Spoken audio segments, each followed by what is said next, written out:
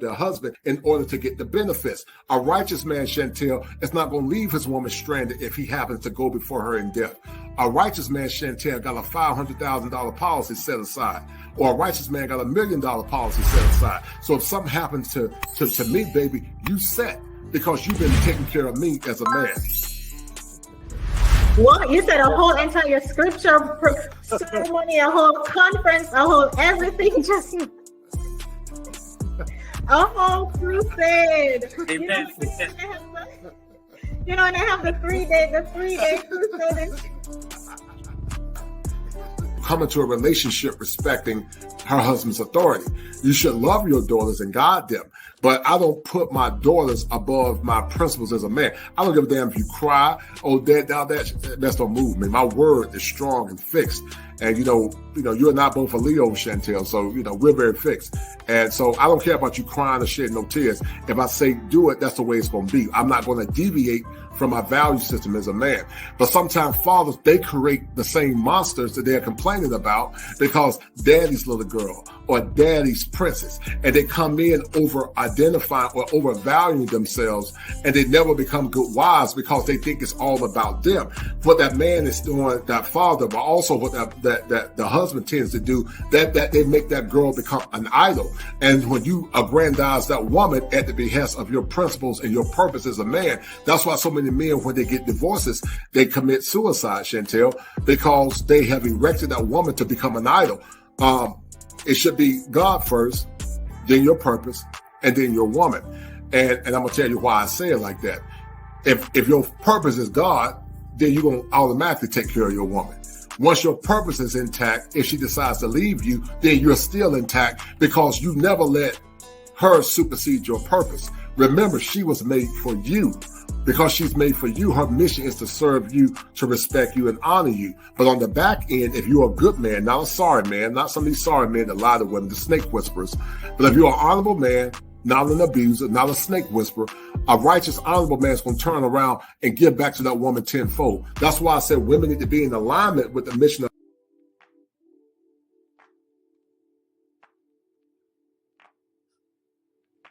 my life wasn't perfect, I know that now. When it came crashing down, all I know is that I need you around.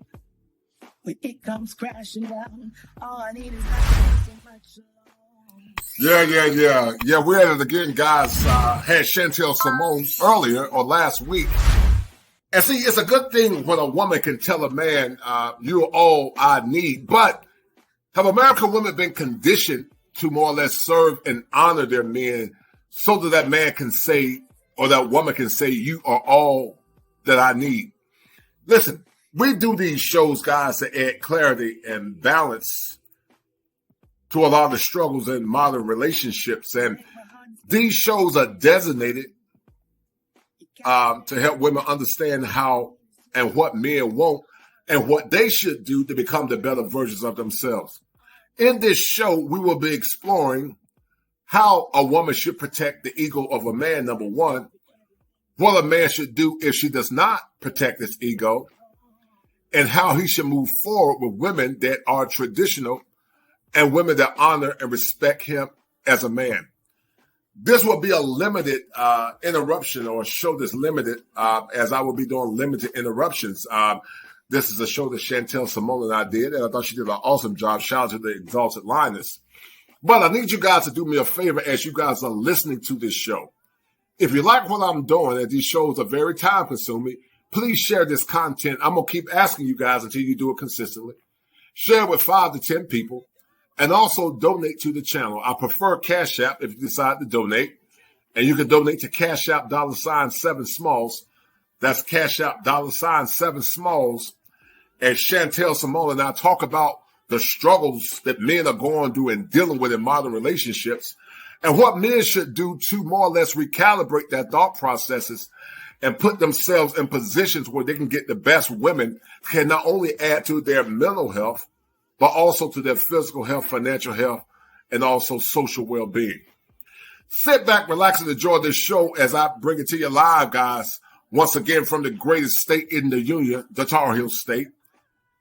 And I need you guys to understand and remember this. If it ain't 7, it ain't kosher.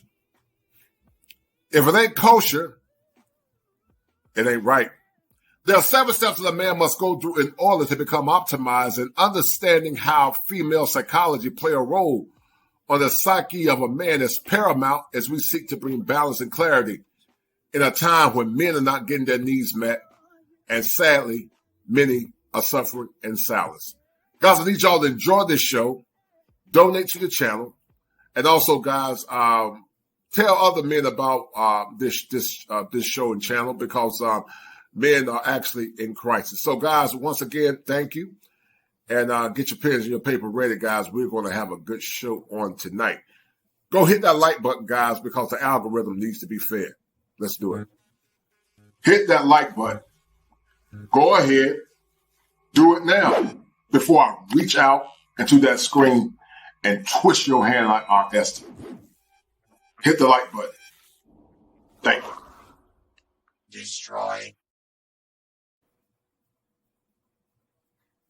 But it's mellow madness, because you will ask yourself the question, what were they thinking about, the angry man, when they did what they did? And then you got to ask the men, what are they thinking about, the angry man, when they allow the behaviors of some of these modern women? Because I want to talk about it as a woman. I strongly believe it's our responsibility to protect our man's six, to protect his mental health, to protect his peace. I don't really know much about that because I am not a therapist. So I invited a therapist on to have the conversation. Kosher clinician, how are you? What's going on, young lady? Can you hear me well? I can hear you well. How are you doing? I'm doing great. It's a pleasure to be with you tonight to more or less discuss this conversation. There are many layers to this phenomenon, Chantel. Some of it is negative socialization. Some of it is the under-evaluation of men or masculinity. The chat is saying that your audio is kind of low. The audio's low? Okay. How about now? Is it better? It is better for me. Chat is a ask them if they can hear me better now. I'll tell you what I do. Hold tight. I'll make it easy. Hold tight. Let me turn this. Let me turn this off. Hold tight. While you do that, let me play an information video, guys. If you have not already, please go ahead and hit the like button. Man,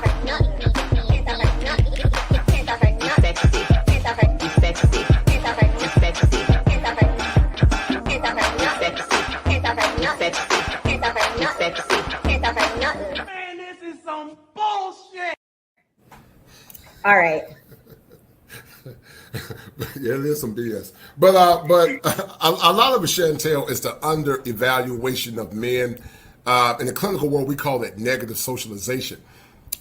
Sadly, our women in current times have not been socialized to aggrandize, honor, respect men. Partially, it's because they've never seen it. And then also partially because they live through the trauma of their mothers that always have a level of animus towards the men that more or less impacted them in a negative way. A lot of it also, Chantel, is that we live in a culture where the men have not been socialized to speak up and be clarion callers to the levels of disrespect, the levels of not honoring and respecting men. I remember a time when I didn't see it as much as we see it now. It does not mean that there were not issues in our community, but sadly, I would argue after the sexual revolution, it spearheaded at a level of unprecedented proportions compared to the past. So I would say on the surface level, as there are layers to it, the first thing is negative socialization, in my opinion. And can you expand on negligent socialization? That's what you said? So negative socialization. There's a such thing called, yes, ma'am. So negative socialization and positive socialization. Negative socialization is when you don't honor, respect, and give credence to the people you need to give honor, respect, and credence to. There's a scripture in the Bible that says, train up a child in the way that it will go. When it becomes old, it won't depart from it. That's healthy or positive socialization. But negative socialization is, he ain't ish, your mama is black, he's just like his father, men ain't ish.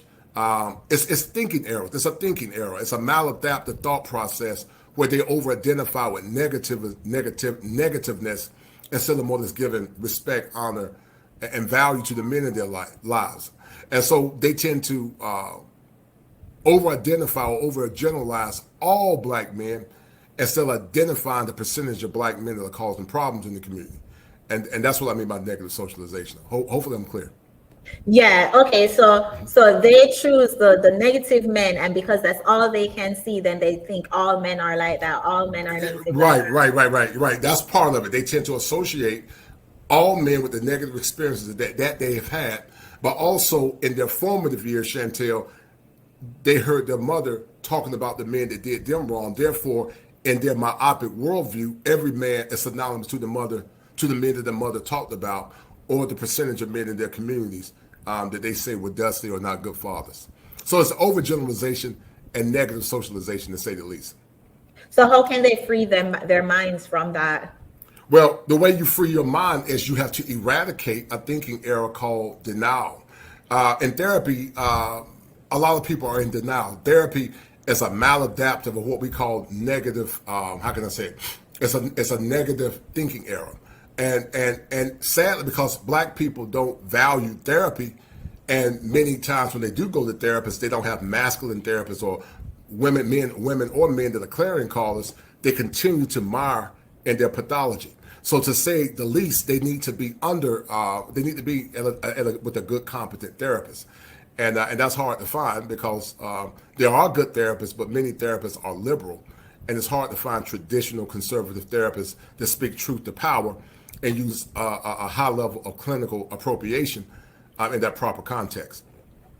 And we already know, I think we did a review of that toxic therapist. So, we can say, oh, go to therapy, but then it's like, it's as important to choose the right therapist. You have to choose the right. Yes, ma'am. Mm-hmm. Yeah. Because if this is your therapist, you out of luck. Mm-hmm. If you go to your therapist and then she's looking like this, right, with her long titty and everything, you also lucky. You also luck. You funny, man. You killing the game. What I do want to touch on, right, because I try to use my channel to speak to women and encourage women to do better when it comes to relationships and dating and stuff. And I had the opportunity to speak with Alan, which I'm sure you saw that clip. And part of that video, he asked, why am I so concerned about black men if I don't believe black men are adequate enough to advocate for themselves, to fight against, fight for themselves. Correct me if I'm wrong, but I think that as a woman in the community, it's our responsibility to protect our men so they can, in return, go out, fight, and protect us. As a therapist, what's your perspective on that? About protecting men's psyche? If that's what you're asking, to be clear? Yeah. It's very important, but listen, Frederick Douglass said it better than me, Chantel. He said that power never conceded to anything without a struggle. It never have, and it never will. The problem is, Chantel, in the contemporary framework of America, is that we have not adequately demanded power or demanded anything from the women in our lives, because many times when you grow up in a matriarchal culture where you don't have strong masculine men speaking truth to power, but also giving their sons and the men in their community the tools to be clarion callers, many times those men, they don't stand firm in masculine contexts. But they have been, their development has been arrested because they tend to over-identify with their mothers. And I told you before in the past, on the last show, or a couple of shows in the past we did, was a short show, there's a such thing called introjection, internalization. It's introjection, internalization, identification. And then when it becomes very negative, it turns to projection. And so many times, because these men don't know what their worth is, or they haven't had men in the community to more or less inspire them or empower them, then they become victims of their own ignorance, and they go into relationships broken. And I see it all the time, Chantel, because they think it's adequate to do what's best for the woman instead of doing what's best for them. In relationships, Chantel, I talk about something called dual reciprocity. And I know it sounds like an oxymoron, almost like a frozen tundra, but dual reciprocity means, in my mind, you benefit and she benefits. Everybody benefits. And some will argue what reciprocity means to give back and forth. But it means you benefit and she benefits. And when you're in a relationship where both benefit, then guess what? Everybody's happy. All too often, Chantel, and I see it many times in practice. I know a man that, sadly, he hasn't been intimate with his wife in 9 years. one wasn't being intimate in years. He hadn't been intimate like in almost 2 years. But these men are still doing what they're supposed to do. They're still providing, protecting, giving that woman the requisite resources that she needs. But they don't see the importance of men. They don't want to drain his pain. No pun intended. Pun intended. They don't want to drain the pain, you know. And so these men stay in relationships where they think that it's the right thing to do. Because see, Chantel, the nature of a man is to do. It's in our nature to do. The masculine is constantly doing. The feminine is being. But men have to identify that they are causing the pathology that they don't like. And so, as I said before in the past, she only respects power and strength, Chantel. She only respects power and strength. Men have to change the trajectory of the relationship by recalibrating their thinking processes and making that woman more or less, or demanding that woman meet his expectations. Sometimes the best thing he might have to do, Chantel, is leave her to make her know that he's serious. If she doesn't get it right, he leave her again, to the point eventually he just gets rid of her. Am I advocating divorce? No, I'm not. But sometimes you have to separate and to let that woman know that you mean business. And many times, Chantel, you know, once you leave them 6 months in, they'll come back and they'll be okay, but they'll continue to repeat that bad behavior because they have been socialized. They have not been trained up, like the Bible say, in a way that a child should go. And so it makes it harder, because what I've learned when I was in law enforcement too, the way you start out, Chantel, is the way that you hold out. If you start out with people and not holding them accountable, it's going to be a lot harder to retrain or to remodify that negative thought. And the older they get, it's damn near impossible, because older women are set in their ways, and it's almost impossible to mold them and to shape them because they feel like they're not going to change, to say the least. So it's basically what I heard you say. It's men set the standard, and whatever men tolerate in the beginning, that's what they're going to get. So that example you used about the 9 years no sex in a marriage, that's because he did not set that standard. Right. Well, you know, she was taking care of him in the beginning, but she decided to hold something against him, and I won't go into it because of confidentiality, but she held something against the poor man. It really wasn't nothing that bad, and she used it as a scapegoat to justify not giving him what he needed. And so that's her way of punishing him. And so in actuality, now she has the power in the relationship. A man's responsibility is to love, lead, and guide his wife. I'm going to say it again. Love, lead, and guide. I don't believe in egalitarian relationships where women say, you're my partner. You're not my partner. You're my wife. That's a new construct that people use, Chantel, where they say partner. You're not my partner. Now, there are some people that use the word partner and they're innocent. They don't mean anything by it. But then there are some that use it and they know what they're saying, and that partner means egalitarian. It's from Marxism. And it basically says, you can lead sometime, I can lead sometime. Instead of it's saying, I'm going to be the leader of the relationship. I'm not going to minimize your talents and your potential. If there are things that I think that you can do better than me, I will delegate that to you. But before I delegate, you always run things through me as your husband to make sure that things are okay.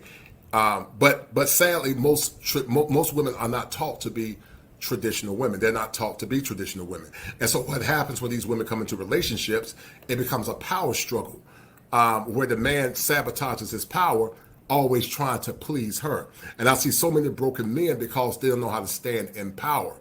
Chantel, if that makes sense. That's a good point, and I'm taking notes when I'm looking down. You had said that a man's responsibility in a relationship, in a marriage, is to love, lead, and guide his wife. Yes. What are the woman's role? A woman's role is to follow the mission of her husband. That's what her role is. A woman's role is to discipline herself to meet the mission of her husband. A woman's role is to always be the best version of herself for her husband. A woman's role is to follow her husband when she does not feel like following her husband, Chantel. That's what a woman's rightful order is and her rightful place. It's to always put herself in a position where she's reflecting the image of her man, similar to the moon reflecting the radiance of the sun.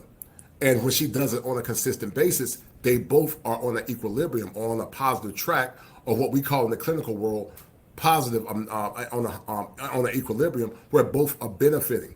As I said before in the past, a relationship is what we call a melange. A melange is basically something coexisting together. You take two elements and you blend it together like mashed potatoes until they become one. And so when it's constantly blending, Chantel, then it becomes beautiful because it's balanced. It's not disturbed. It's congealed.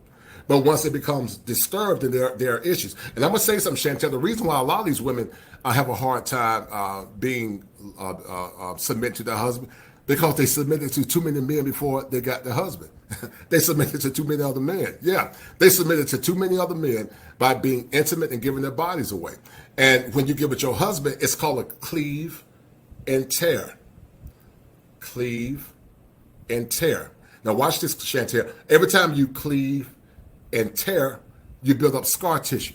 So how can something congeal, Chantel, with so much scar tissue? If you have scar tissue, it doesn't congeal, it breaks off. But when something is not broken, and it doesn't have a scar tissue, Chantel, it can congeal. And that's why so many relationships are messed up now. There were times, Chantel, I remember, like in the old days, if that woman married a man and that's the only man that she knew, because she had cleaved unto her man, when that man would die, Chantel, right afterwards, that woman normally would die too. Because that's all she knew. They had become so enmeshed and becoming one that their psyche, their mind, body, and spirit were calibrated. But now, these chicks have been with so many dudes, they get a divorce and it don't phase them. They go around to the next man. The next one, right? So those are alternate that they become desensitized. And they become desensitized, right. That's a good one. That's because they keep on hopping from bodies to bodies to bodies.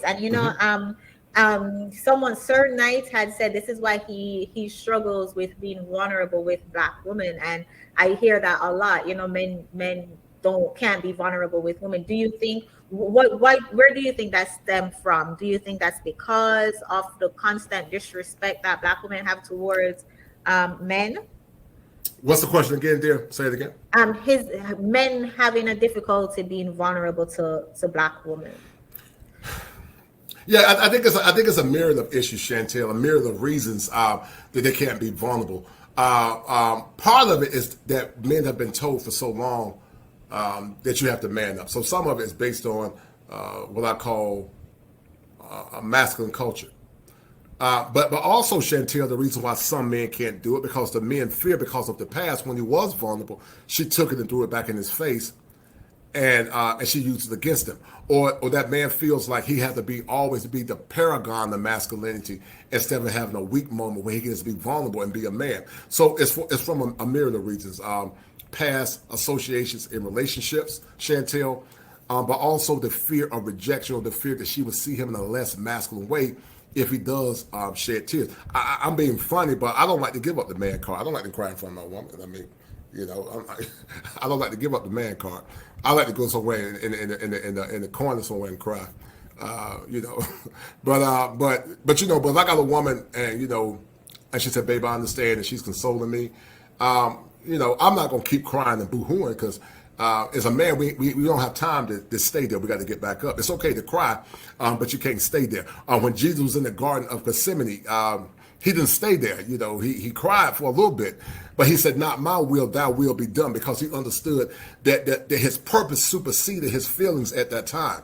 And so when men know what their purpose is, they don't have time to mire in victimhood or pain, because they got to get up and fulfill the purpose based on what their fathers and their ancestors have told them, but also based on their spiritual appropriation. So we can't stay there, but we have to get up. But I do believe that a catharsis is necessary, because crying is healing to the soul. And if you keep letting that stuff bottle up on the inside of you, it's not good for you. Sometimes you can go cry in the corner, or sometimes you can get with the homie and and just cry, and he dap you up, or if you got a wife that's understanding, you can be vulnerable with your woman, and she said, "Baby, I got you," because men need to be vulnerable from time to time. Bottling that stuff up is not good. It's almost like holding your bowels. You need to release, but you let that stuff build up, and it becomes toxic, to say the least. I agree 100%. No, we touched on this briefly, but I'm seeing comments in the chat of women over here who just don't understand what we do over Right. here. And welcome. I'm grateful that you guys are over here. It's a learning opportunity for you. I see this a lot, and even on the post that I shared earlier with the game, when he said, normalize taking care of your man. And a bunch of these women in the comment section talking about, oh, he gonna cheat anyways, he gonna cheat anyways. As a therapist, somebody comes on your couch and say, Jessica L, come on your couch. Jessica said, I'm Canadian in the DR, and these women do everything, wash their feet, and they still get cheated on left or right. That deflection, what does that deflection mean? And what does that say to you? Like, I'm saying specifically cheating on part, because that's the one they love to run with. Well, I would say, and I think it's a contrasting of culture, Chantel. In the DR, that does happen a lot. I can see where she's coming from from a degree. I want to be empathetic to her situation. So in somewhere like the DR, yeah, I can see where she's coming from. But most women in the West, they don't do none of that. The majority of them don't. Some do, but the majority don't do it. But it's a very tenuous situation when you're constantly doing for your man. I would challenge that young woman to set boundaries with that man, because see what she's doing, Chantel, she's enabling bad behavior with that man as well. Just like men enable women, women can enable men. And I'm gonna say it again, just like men can enable women, women can enable men. So she has to stop enabling that. But however, Chantel, that's part of her cultural milieu. In her culture, the women do that for their men. They do take care of their men. That's just part of their culture. But she has to recalibrate her thinking processes and ask herself the question: what are her values and what are her boundaries? But sadly, if she's from the DR, women don't have as many freedoms in the DR that they have in America, and that's why we always say that women in the West don't know how good they got it. Because when you're in other countries, you have no other choice but to rely on your man. Do you see my point? You have no other choice. You ain't, how you gonna take care of yourself? You have no other choice. That's why women in some South American countries, in like second world or third world countries, they tend to allow cheating because they don't have no other resourcefulness, to say the least. Sadly, if that answers your question. No, yeah. So, what are your thoughts on quote unquote allowing cheating? What do you mean by that, dear? Like, all right, so we say countries that they have to depend on. Let's talk about back in the days. That's Right. a deflection that we hear a lot, where these women didn't have any choice. So a lot of these women who were in so-called happy relationship, they were there because they couldn't leave, right? Is cheating something that is how I want to word it? Because we know cheating is not the worst thing a man can do. Is cheating a legitimate excuse? Or seeing that they're using cheating as that excuse. It's always, if you do all of these things for a man, he's going to cheat. Is cheating a legitimate reason for a woman to leave the relationship or the marriage, in your opinion? Oh my God, that's an excellent question. Excellent question. Well, let me say this, Chantel. Everybody, so it depends on what their spiritual faith is and their cultural values are. I would say no on the surface, that you shouldn't necessarily let like one time, maybe two times be the means to leave your husband. Every person is different. But if a person has a repeat history of cheating on a woman that's a good woman, I would say not divorce them, but she might have to separate temporarily. I see a few times you slip up and do something dirty, but if you keep doing that over and over again, then that's causing mental distress in a human being. So I don't advise that. I don't advise that men do that. But I don't think a woman should just let that be the first thing she do if she caught that man cheating, especially if he's doing everything else right, like he's providing, he's protecting, he's doing the right thing. So part of her faith, if she's a Christian, the Bible does talk about reconciliation, but she does have grounds to divorce that man if he's cheating on her. It just depends on her spiritual values and her cultural values and what it means to her. If that makes sense, Chantel. Yeah, that makes sense, because here's my thought process on that, right? In comparing women in the DR, we're going to use the DR as example because that's what Jessica said. And when you said, these women have to depend on their men, so they tolerate cheating. But then what's the alternative? Being alone, right? Let's say in these women had all men cheat. So you either stay with a cheating husband, and you have your protection, you have your man who's going to provide, or you leave him and you over here alone with no one to protect you, no one to provide you. to provide for you.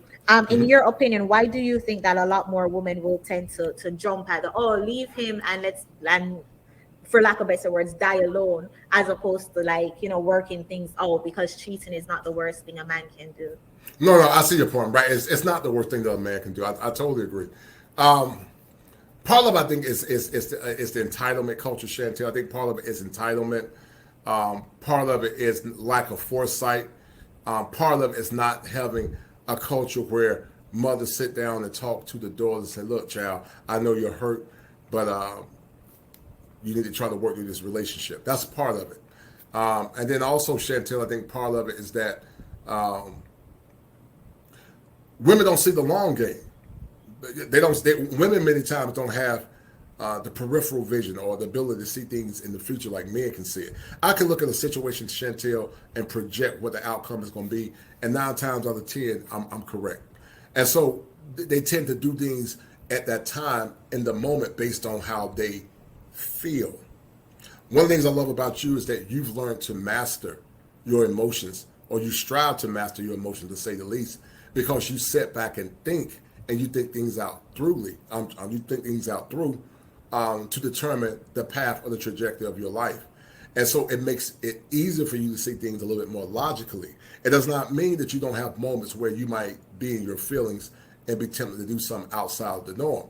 But I think you've trained yourself, correct me if I'm wrong, to try to see things from a more equilibrium, a more cerebral perspective, instead of doing things based on how you feel at the moment. So I would say, Chantel, that many have not adequately disciplined themselves to look at the big picture. And so they'll sabotage a relationship off that. And I'm gonna say something, Chantel.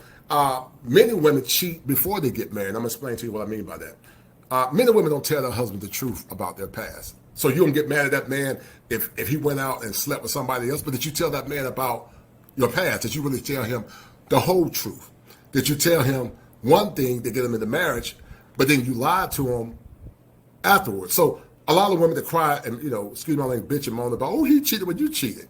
You didn't tell that man everything about your past, because if that man knew everything about your past, he would have never married you. Do you see my point, Chantel? Men and women go into relationships lying to their men. They might say, well, oh, that's not the same. Oh, yes, it is the same. That's marriage fraud. You cannot go into a relationship lying. They got secrets they never told their husbands when they got married. But you're going to get mad at him because he went and got something from another woman, but you didn't tell him about your past when he asked you about your past. So in a situation like that, I say shut your mouth and keep it moving, because I don't want to hear that victim mess, because men and women lie about their past. And men really knew their women's true past, Chantel, they not only would be flabbergasted, but they would never have married them in the first place. So that's my stance on that. And honestly, not only their past, but like a lot of women cheat a lot more than men. If you were to define cheating, like I consider cheating, you in a relationship and you're posting half naked pictures on social media, or you're posting that butt turn, because then you're trying to get sexual attention from somebody who's not your man. That to me is a form of cheating. But we don't want to have that conversation when they bring up men cheating. But let's get on the topic. Because I titled it "A Real Man Protects Her." A real woman protects her man's peace, and I say a real woman because a lot of these women love to say, "Oh, real men do this and real men do that." But when it's time for us to talk about what real women do, it's crickets and they run. What are some ways that a woman protects her man's peace, and what does that look like? Right, excellent question, young lady. The way a woman protects her man's peace, Chantel, is by studying him, studying his patterns, listening, do active listening. She's constant in trying to listen to what her husband is saying. Many modern women in the West, Chantel, they don't listen. They're horrible listeners. Therefore, the communication context is broken, because they listen to respond instead of listening to hear what her husband is saying. Another way that she protects her peace is striving, Chantel, to be her greatest or her maximum level of femininity. But the problem is this, Chantel, many have not been conditioned to be feminine women. They don't know what it looks like. They've never been socialized to be feminine women. And one of the things, I'm going to get back to what you're saying, but something that's been in my mind I'm going to share with you. A lot of times women will say, what about what he does? Well, women don't understand, Chantel, men and women are not the same. I talked about something called the penetration principle in the past. A woman cannot be with a man that's been entered by another man. It goes against her nature. I don't care if he's a good man. He said that's in my past. Women can't accept that. They just can't. It goes against their nature. So what a woman will do a lot of times, Chantel, she would equivocate her sexual past with his sexual past, and you can't equivocate it because it's the penetration principle. Men have a hard time of knowing that their woman has been entered by multiple men. We understand people are human. But, you know, you got chicks coming in 40, 50, 100 people, and you talking about, oh, hey, that's in my past. No, boo, it might be in your past, but you can't. Most masculine men are not going to accept that. They're just not going to. They're not going to. And on the flip side, a woman cannot have the thought of her man being penetrated by another man. It goes against her nature. But a man is more. But a man can accept sometimes if that woman has had a bi-curious relationship. Men are more open to that. But a woman is not open to it because they're not wired to have the thought of their man being penetrated. I've talked to women, Chantel, that were lesbians, and they said they could never accept it because men are just not wired for that. So when women try to equivocate what he did, it's not the same. It is not the same. It's not the same. It never will be the same. And what women try to do, they try to conflate how they think with how men think. We're not wired to think the same. And men can tell them over and over again, and they keeps trying to put a wooden peg in a hole. Or take a square peg and put it in a circle. It doesn't work. Now back to protecting your man's peace. Being an active listener. Always striving to be a feminine woman, Chantel. Another way you protect his peace is by not being combative.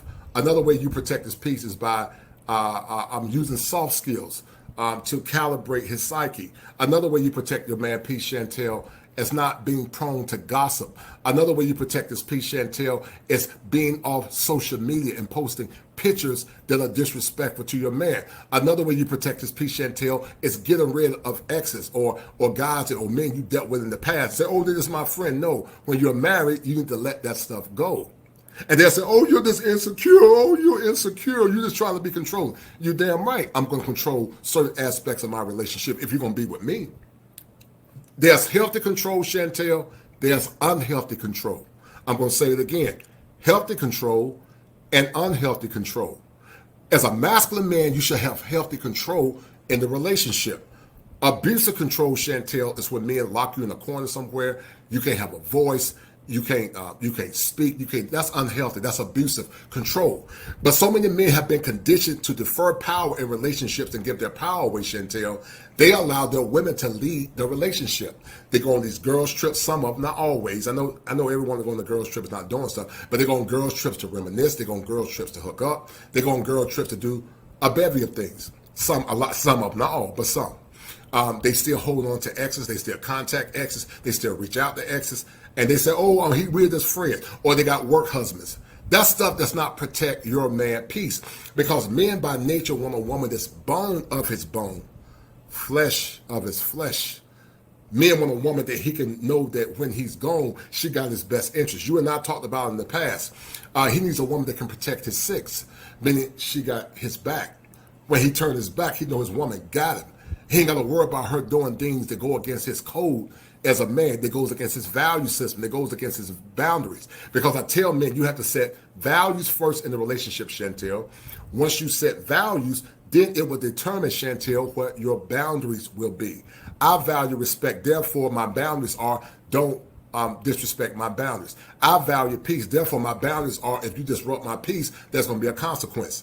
My mission as a licensed therapist and as a content creator is to teach men to stand in power in relationships, to recalibrate their thought processes, Chantel, and to come into a relationship where that relationship is balanced, whole, and equitable, where she benefits, meaning she gets the love and the protection of her man, but he benefits where he gets a woman that's chaste, honorable, respectful, and ready to complete the mission. But all too often in modern relationships, the men get in relationships because these women have been indoctrinated by liberal ideologies and liberal policies to the point when they get in relationships, they can't submit under his umbrella or his authority because they've been indoctrinated from a negative perspective, to say the least.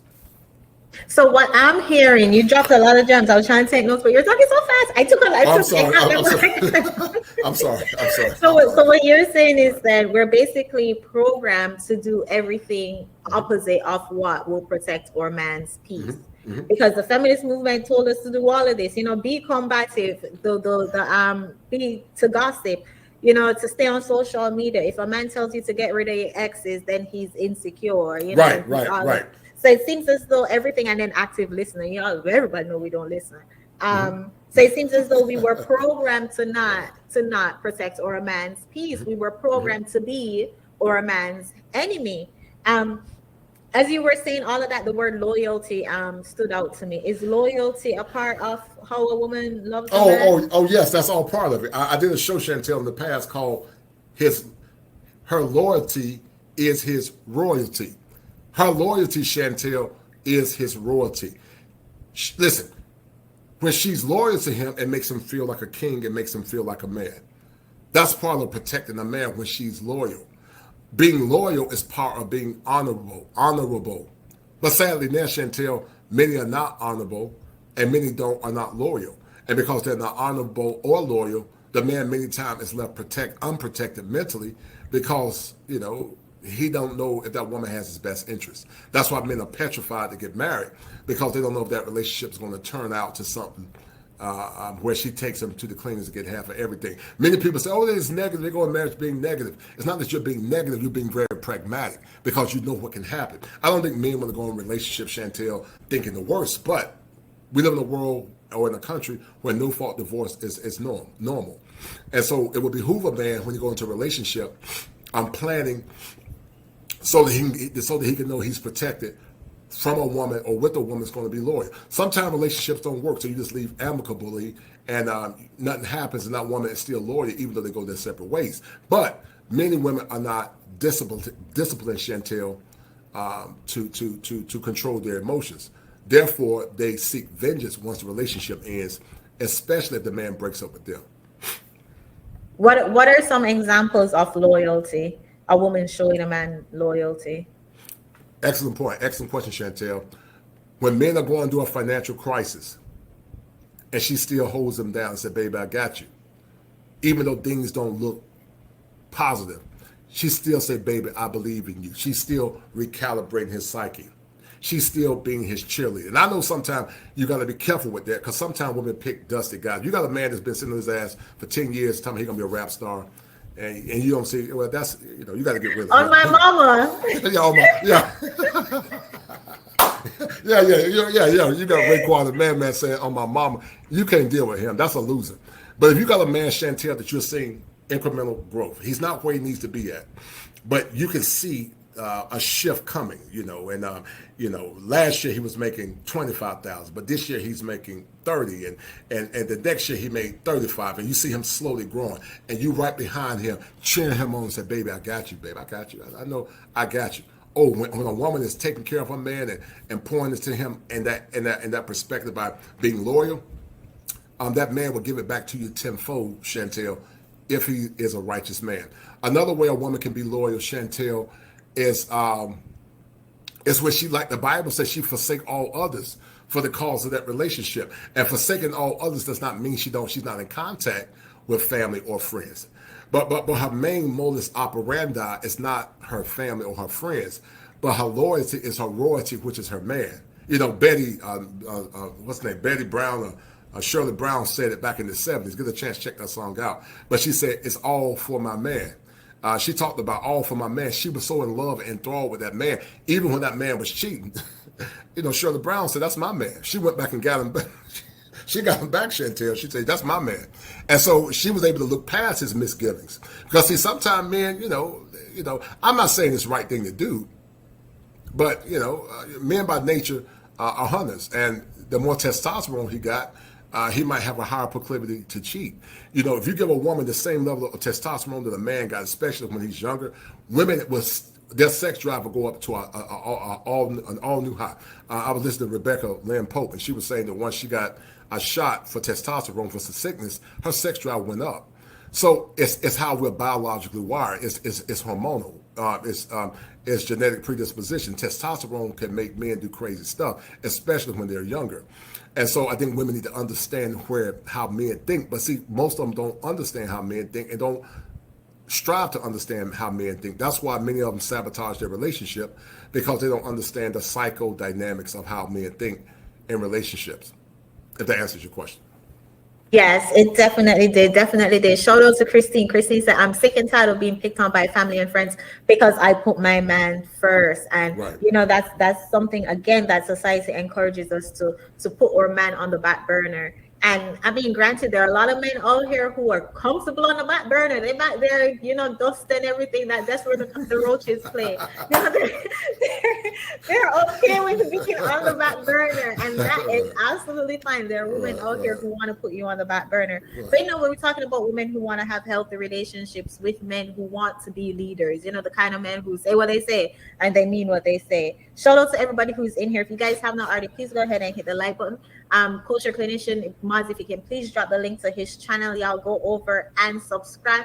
I'm about to drop the link in about the next 20 minutes, and we can pull people up. But Culture Clinician, you had said something, right? You touched on a man's best interest, and I want to take this a little bit more broad now. I know we've been talking about marriage and relationship. I want to take it a little broad and talk about the community. Now, I'm sure there are a lot of people advocating that black men save the community. If black men were to save the community, what will that look like? What role would a woman need to take in order for black men to do what they got to do to save the community? Well, Chantel, excellent question. You hitting it with the rapid fire tonight. You're doing a great job. Well, I made an acronym, Chantel, called MEND, MEND, MEND.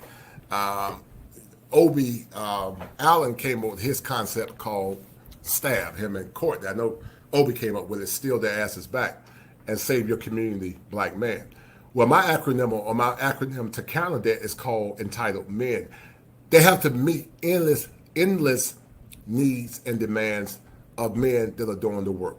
Men that meet endless needs and demands. Once those women meet their endless needs, once those women meet their endless demands, then they'll come back at the table, Chantel, and then we'll talk about it. But just like I did a show called Until They March, which we know they're not, hardworking, blue-collar black men, educated black men, they're not coming back to a table. I wouldn't come back because it doesn't benefit them. As I said before, in relationships, women are more invested in relationships, Chantel, when you make them earn that relationship.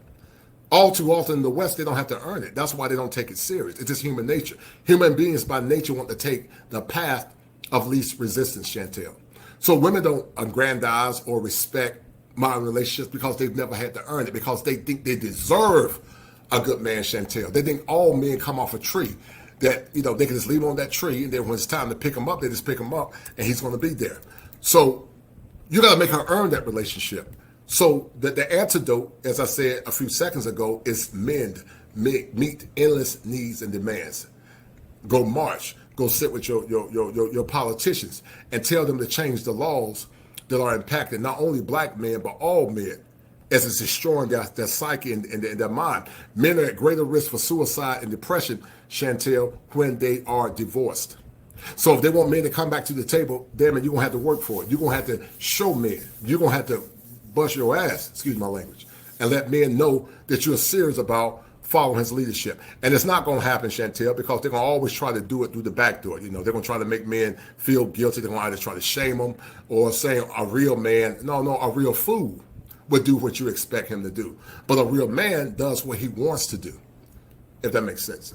Makes absolute sense. And I like that you touched on the suicide rates real quick, because I was even thinking about this earlier today. Black men are the highest men, right, to commit suicide or to delete, self-deletion. Am I correct, or am I misinterpreting that stat? I saw it somewhere. I saw an article somewhere that black men are the highest that's prone to I don't know, that might, I think it's white men. I think white men are more at risk. White men are more at risk of committing or self-deletion than black men. But in black boys now, self-deletion is rising, suicide is rising, because we don't have community, Chantel, like we did in the past. We had community in the past, but we don't have community anymore. And because we don't have community anymore, Chantel, it's caused a chasm. Human beings by nature, Chantel, are social creatures. Human beings are social creatures. But when we're not socializing together, when we don't have community, it leaves them vulnerable. I'm going to give an example from a clinical perspective from a study that was done years ago. They did a study, Chantel, and it's synonymous to what the great teacher, the prophet Jesus said, and the Son of God. He said that man can't live by bread alone, which basically means you just can't feed a man physically, Chantel, but you also have to feed the soul, mind, and spirit of a human being. Now watch this. They had a study with babies. One baby, Chantel, they gave him food, water, and clothing, but they left the baby isolated. The next baby, they gave him nurturing, food, water, clothing, and shelter, and gave him. They basically gave him, based on Abraham Maslow talked about the hierarchy of needs: food, water, clothing, and shelter. That the child on the left had that, but the child on the right not only had food, water, clothing, and shelter, but they had the proper nurturing.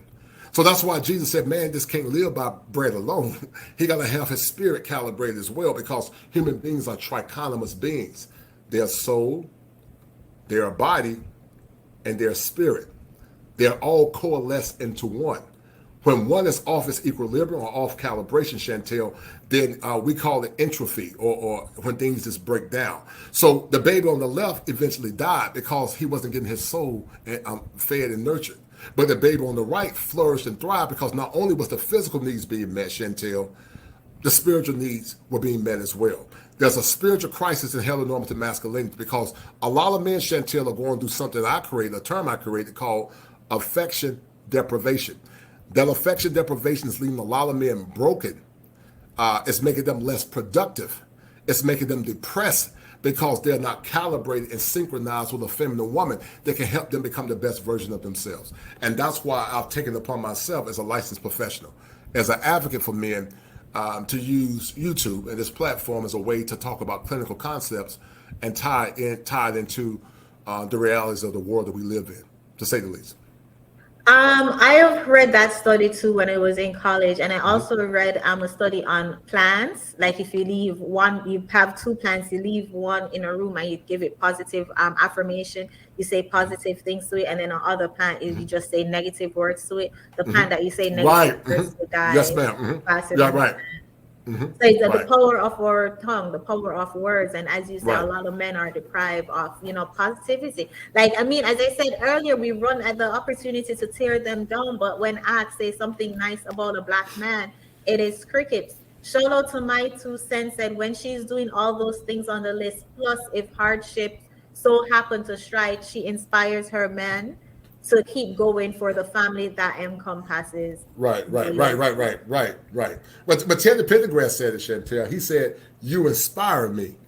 Teddy said it better. Art imitates life. Teddy was talking about a woman that inspires him. Women don't understand how much power they got.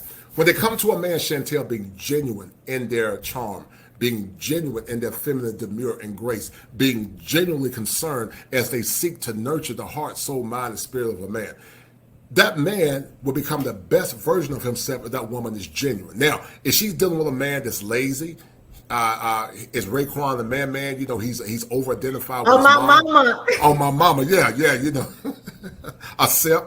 If she got a simp, then you can't do all that for a simp or an extra-nice man.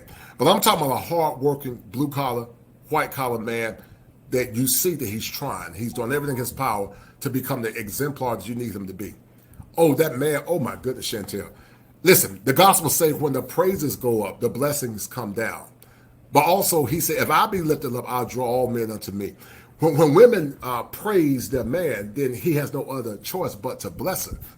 He ain't got no other choice. Because see, the masculine is doing, Chantel, and the feminine is being. And so when the woman is given to her man in a spirit of righteousness and purity, he said, baby, this be. And watch me work. Oh my goodness, Chantel. They're gonna take up a love offering on the night. Because I'm going old school, Chantel. I'm going old school, Chantel. I'm going old school. And shout out to Kevin Samuels, rest in peace. He talks about the inspiration part of a feminine woman. And I remember a clip he made said there's a difference between seeking motivation from your woman and being inspired from a woman. When you have to seek motivation, you're dependent on her too much. An inspiration, you do the work with or without a woman. She just inspires you, to go a little further. Shout out to Gregory said, shout out to both. Chantel and Kosher just have great chemistry together. It is even better when you have you two and a peaceful life involved. Shout out Peaceful Life.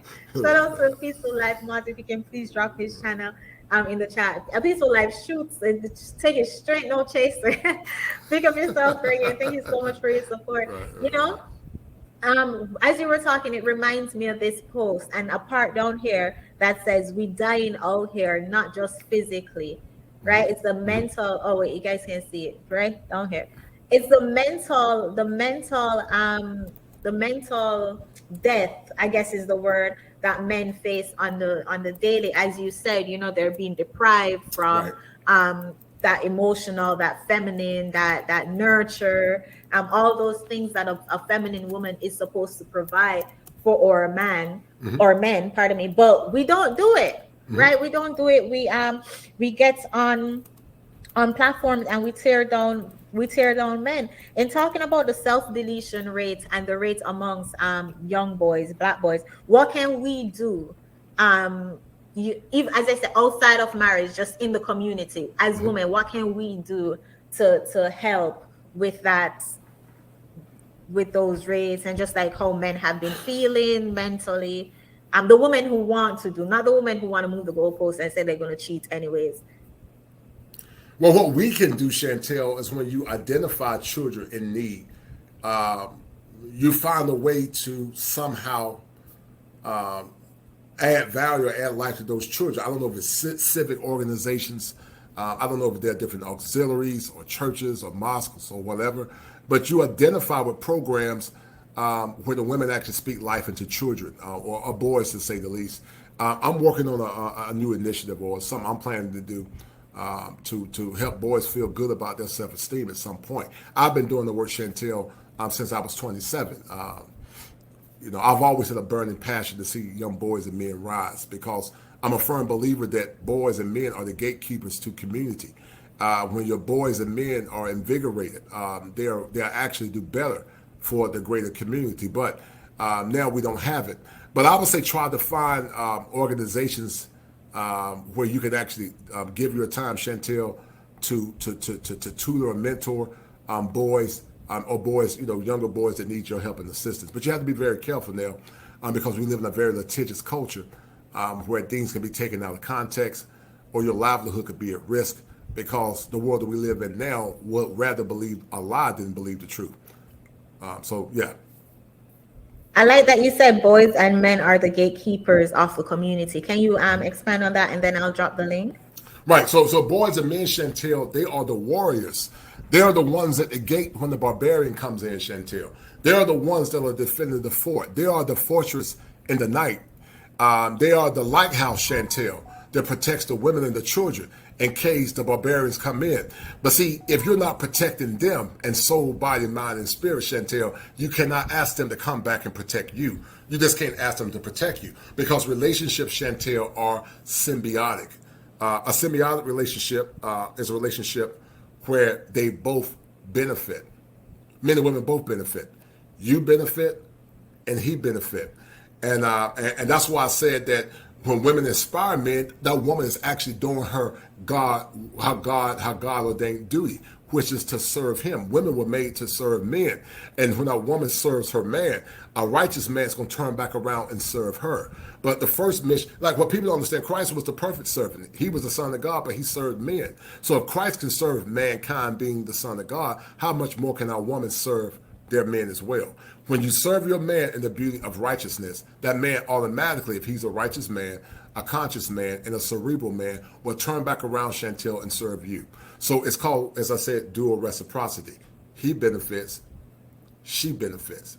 He lifts her up, she lifts him up. And this becomes a melange. They both are just dancing. It's a beautiful dance. And that's why, like I said, when people pass away, that woman is so used to being synchronized with her man, Chantel, she said, you know, I can't even live no more. I got to die too, because my baby is gone, and I'm ready to die and go with them. And that happens a lot of times. They die. When that man died, that woman don't, she right after a couple of years, months, she dies, because that was her man. That was her son. That was her better half. They were both synchronized. And that's why I did shows in the past that they were optimized, Chantel, to be synchronized. They were optimized to become synchronized. And when they're in their synchronicity, they both benefit. We both benefit from each other as we pour into each other. I remember almost like Coach, the lead attorney had done a stream last Thanksgiving when April Mason was saying serve a man a plate, and a bunch of men were calling up saying, you know, if you serve a simple act as serving a man a plate can get you so much, because the man is so grateful for that little plate. But unfortunately, too many of us are so selfish. We feel as though serving him a plate that won't put us back in the 1950s. Right. So it's like, it's so backwards. It's like, and then, you know, we want from our men, we want them to provide, protect. We want them to do these things, but we don't want to serve a simple plate. Right. Like, come on, ladies. I'm really encouraging us to take a step back. And before we come with the deflection that, oh, they're going to cheat anyways, what about the men who don't cheat? Right. And maybe they're cheating on you because you don't serve a plate, right? Maybe they cheat because you don't know how to serve a plate. That's something to think about. Right. Dr. Gail at night. Dr. Gail at night said, congrats on hitting 42K subs. Thank you so much, sister wife. If you don't mind dropping the link to your channel, guys, go over and subscribe to Gail at night. Kosher, anything you wanted to add before I drop the link? Well, the only thing I would add, Chantel, is that men need to need to establish or reestablish what their values are. And it's going to take some time for them to sit down and reestablish what their values are. Once they reestablish what their values are, Chantel, then they need to do what the gospel said, write the vision, make it plain. Reestablish what my values are. Then I need to set boundaries that are consistent with my value system that can protect my soul, body, mind, and spirit. When men can do that on a consistent basis and stand from it and not be a slave to women, that's when their lives are going to thrive and going to take off, Chantel.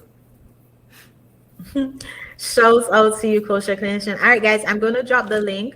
What I just said went all the way over Ashley's head, but shout out to you, girl. Thank you for being in here. Y'all, I dropped the link. If you guys want to add to the conversation, feel free. Pull up on me. Pull up on me. Pull up on me. Pull up on me. For real, if y'all want to pull up on me, pull up on me. Pull up on me.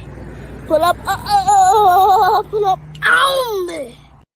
Y'all, don't be afraid to click the link. But remember, over here, I asked y'all. Use your common sense. We thinking logically, all right? If we 2 + 2 is 4. -1, that's 3. Quick maths. Use your common sense. anything you want to add to the conversation, anything you want to ask clarification on, anything from this conversation, conversations in the past, anything. Shout out to Briscoe.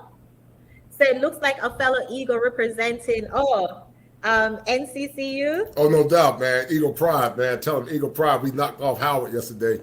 I meant to go to that game, man. I should have went, but we killed Howard yesterday in homecoming. So yeah, no doubt, representing Eagle Pride, man. Eagle Pride, turn up. Eagle Pride, turn up. Shout out to y'all.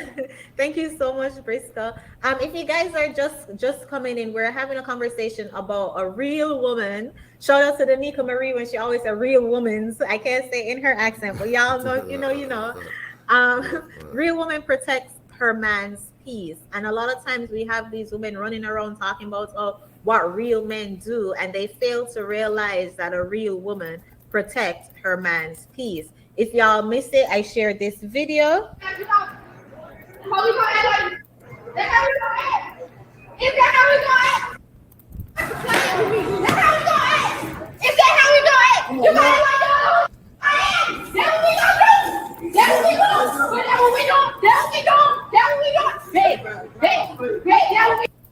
Of just a hooligan participating in hooligan-like behavior. And unfortunately, we see this way too often. Every woman think that she's a good woman. Like when the game said, normalize taking care of your man.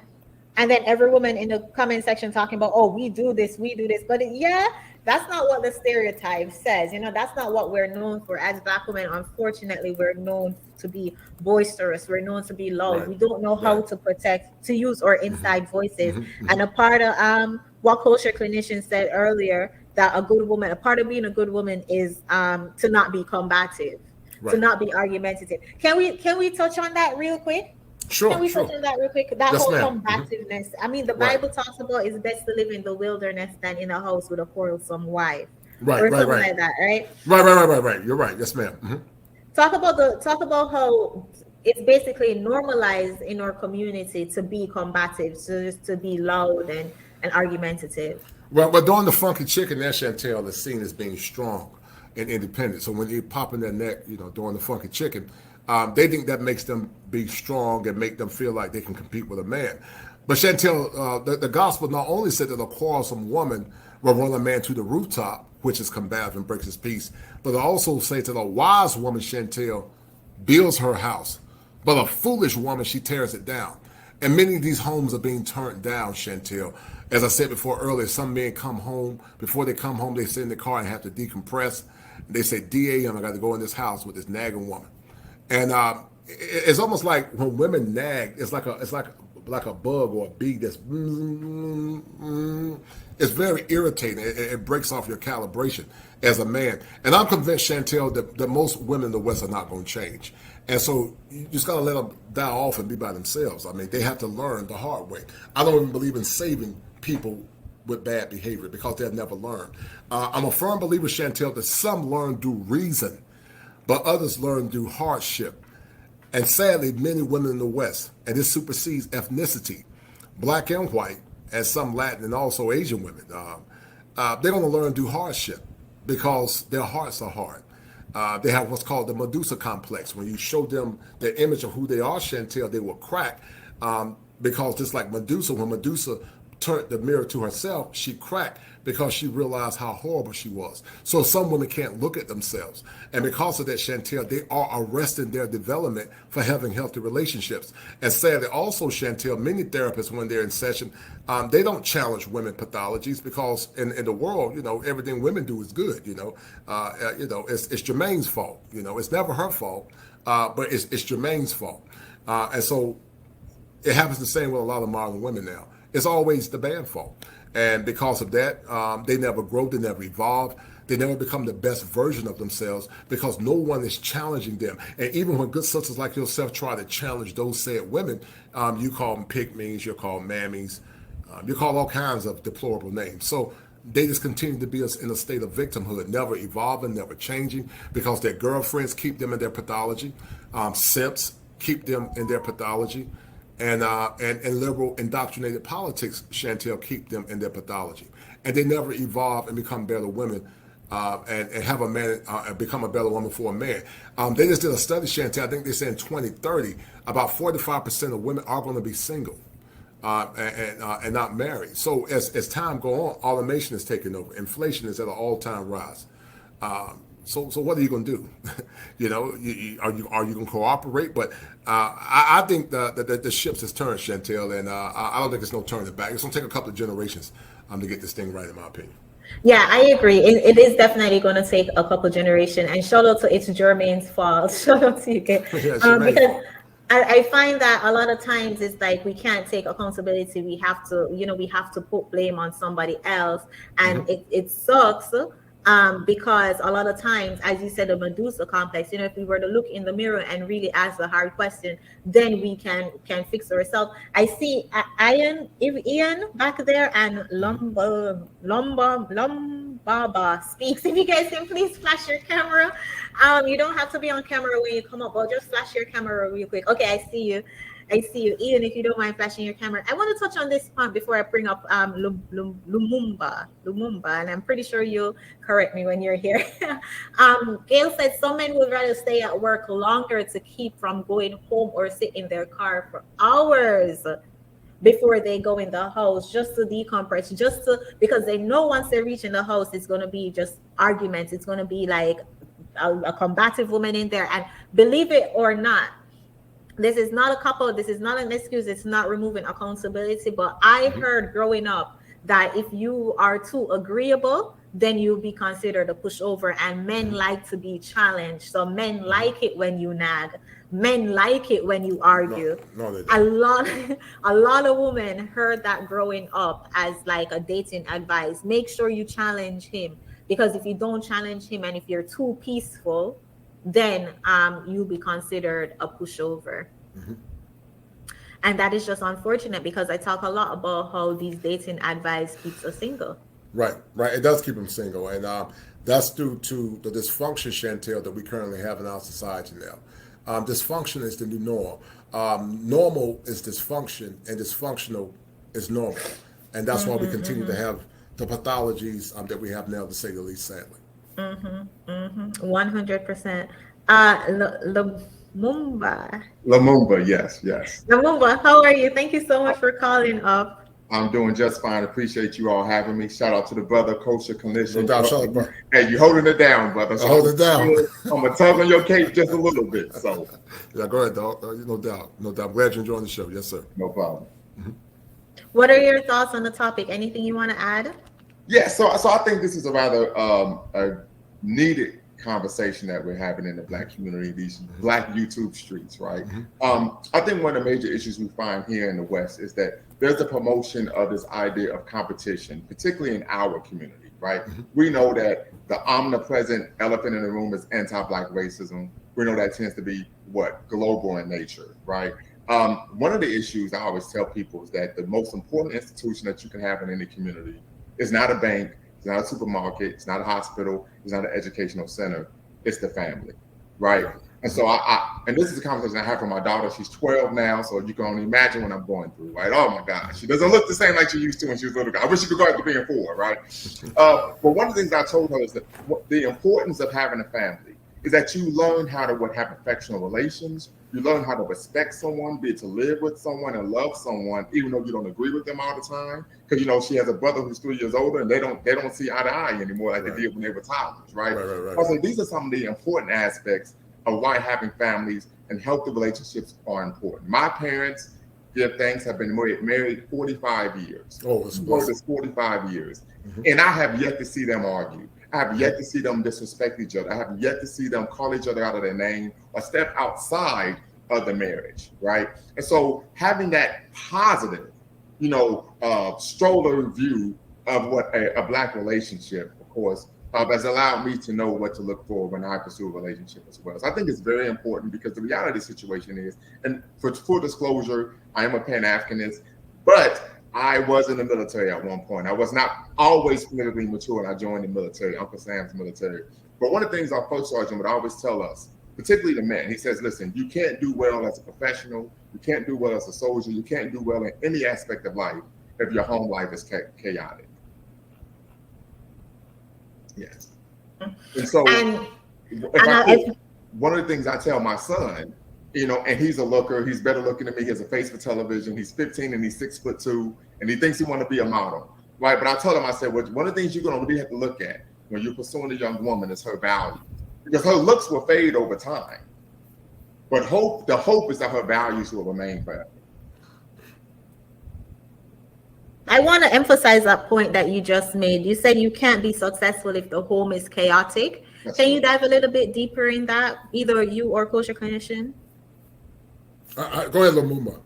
So I think one of the major issues is if you have dysfunction in the home, right? So if you grow up in a dysfunctional household, and we've seen people who grow up in dysfunctional households, mom and dad are yelling and fighting and screaming at each other, they will believe, because the home is where you're first and foremost socialized at. What you see at home is what you perceive as normal. If you take that, internalize that, and move out into society, that is how you're going to think relationships work, and you will interact with people in that manner, irrespective of it's just in a platonic relationship, if it's in the community, or even if it's on the job, right? And so oftentimes, and I'm not a therapist in any way, shape, or form, so of course, I'm going to give it to Brother Kosher, but I'm quite sure he can speak on how if you're dealing with trauma on a regular basis, it would come out at the most inopportune times, right? And so, we don't want to put ourselves in that type of situation. There's a queen mother, she's a doctor, she's a professor at Ohio State, and she talks about optimum health, right? And I think one of the things that we have to focus on is being holistic internally before we start seeking to be in relationships, because I know I've had young ladies tell me oftentimes that they're looking for me to make them happy, looking for me to complete them, and I always tell them that happiness starts on the inside. Right. No, I agree. Well, yeah. Having a healthy home, Luther Vandross said that a house is not a home, Right. and so, women set the tone in relationships. And Chantel, you said something that was very powerful earlier in this great broadcast. You were talking about the study by Dr. Morimoto. He was a Japanese scientist, and he had cups of rice. And as you said that one cup of rice was left by itself, it denatured. The cup that was yelled at turned dark, and then the cup that was nurtured and spoken life into, it actually thrived and remained white. And so there are vibrations based on the words that you say. The gospel says that life and death is in the power of the tongue. Human beings are spiritual beings, and the words that you speak or emit are vibrations that can transmit not only positive light, but it can also transmit dark light. And so that's why it's important to be with women that the lamp of their soul is light and white and pure.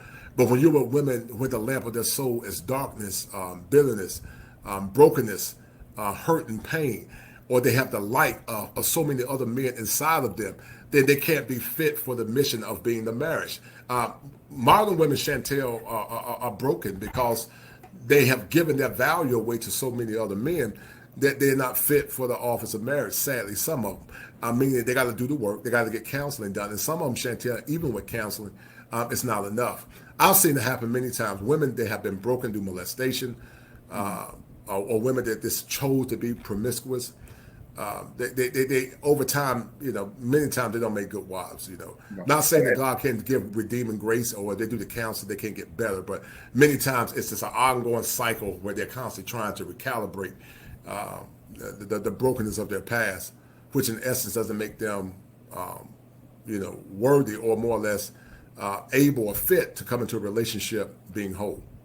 And I would say this, I'm actually an atheist, but I would agree 100% that death and life, of course, is in the power of the tongue. And I always tell people, when you talk about violence, particularly we hear these conversations about domestic violence in the Black community, Black women are being protected. What we do know nowadays, unfortunately, domestic violence is bi-directional in nature. But I would argue, and I'm actually building off the work of the great Dr. T. Hassan Johnson. If you're not familiar with him, yeah, I know.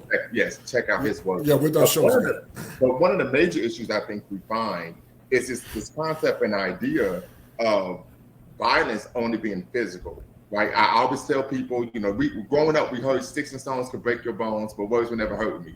That is completely false, right? And I was having a conversation with a young man that I'm mentoring. I said, he's never been in a serious adult relationship before. I said, you may not want to be, but the way things are going now, right?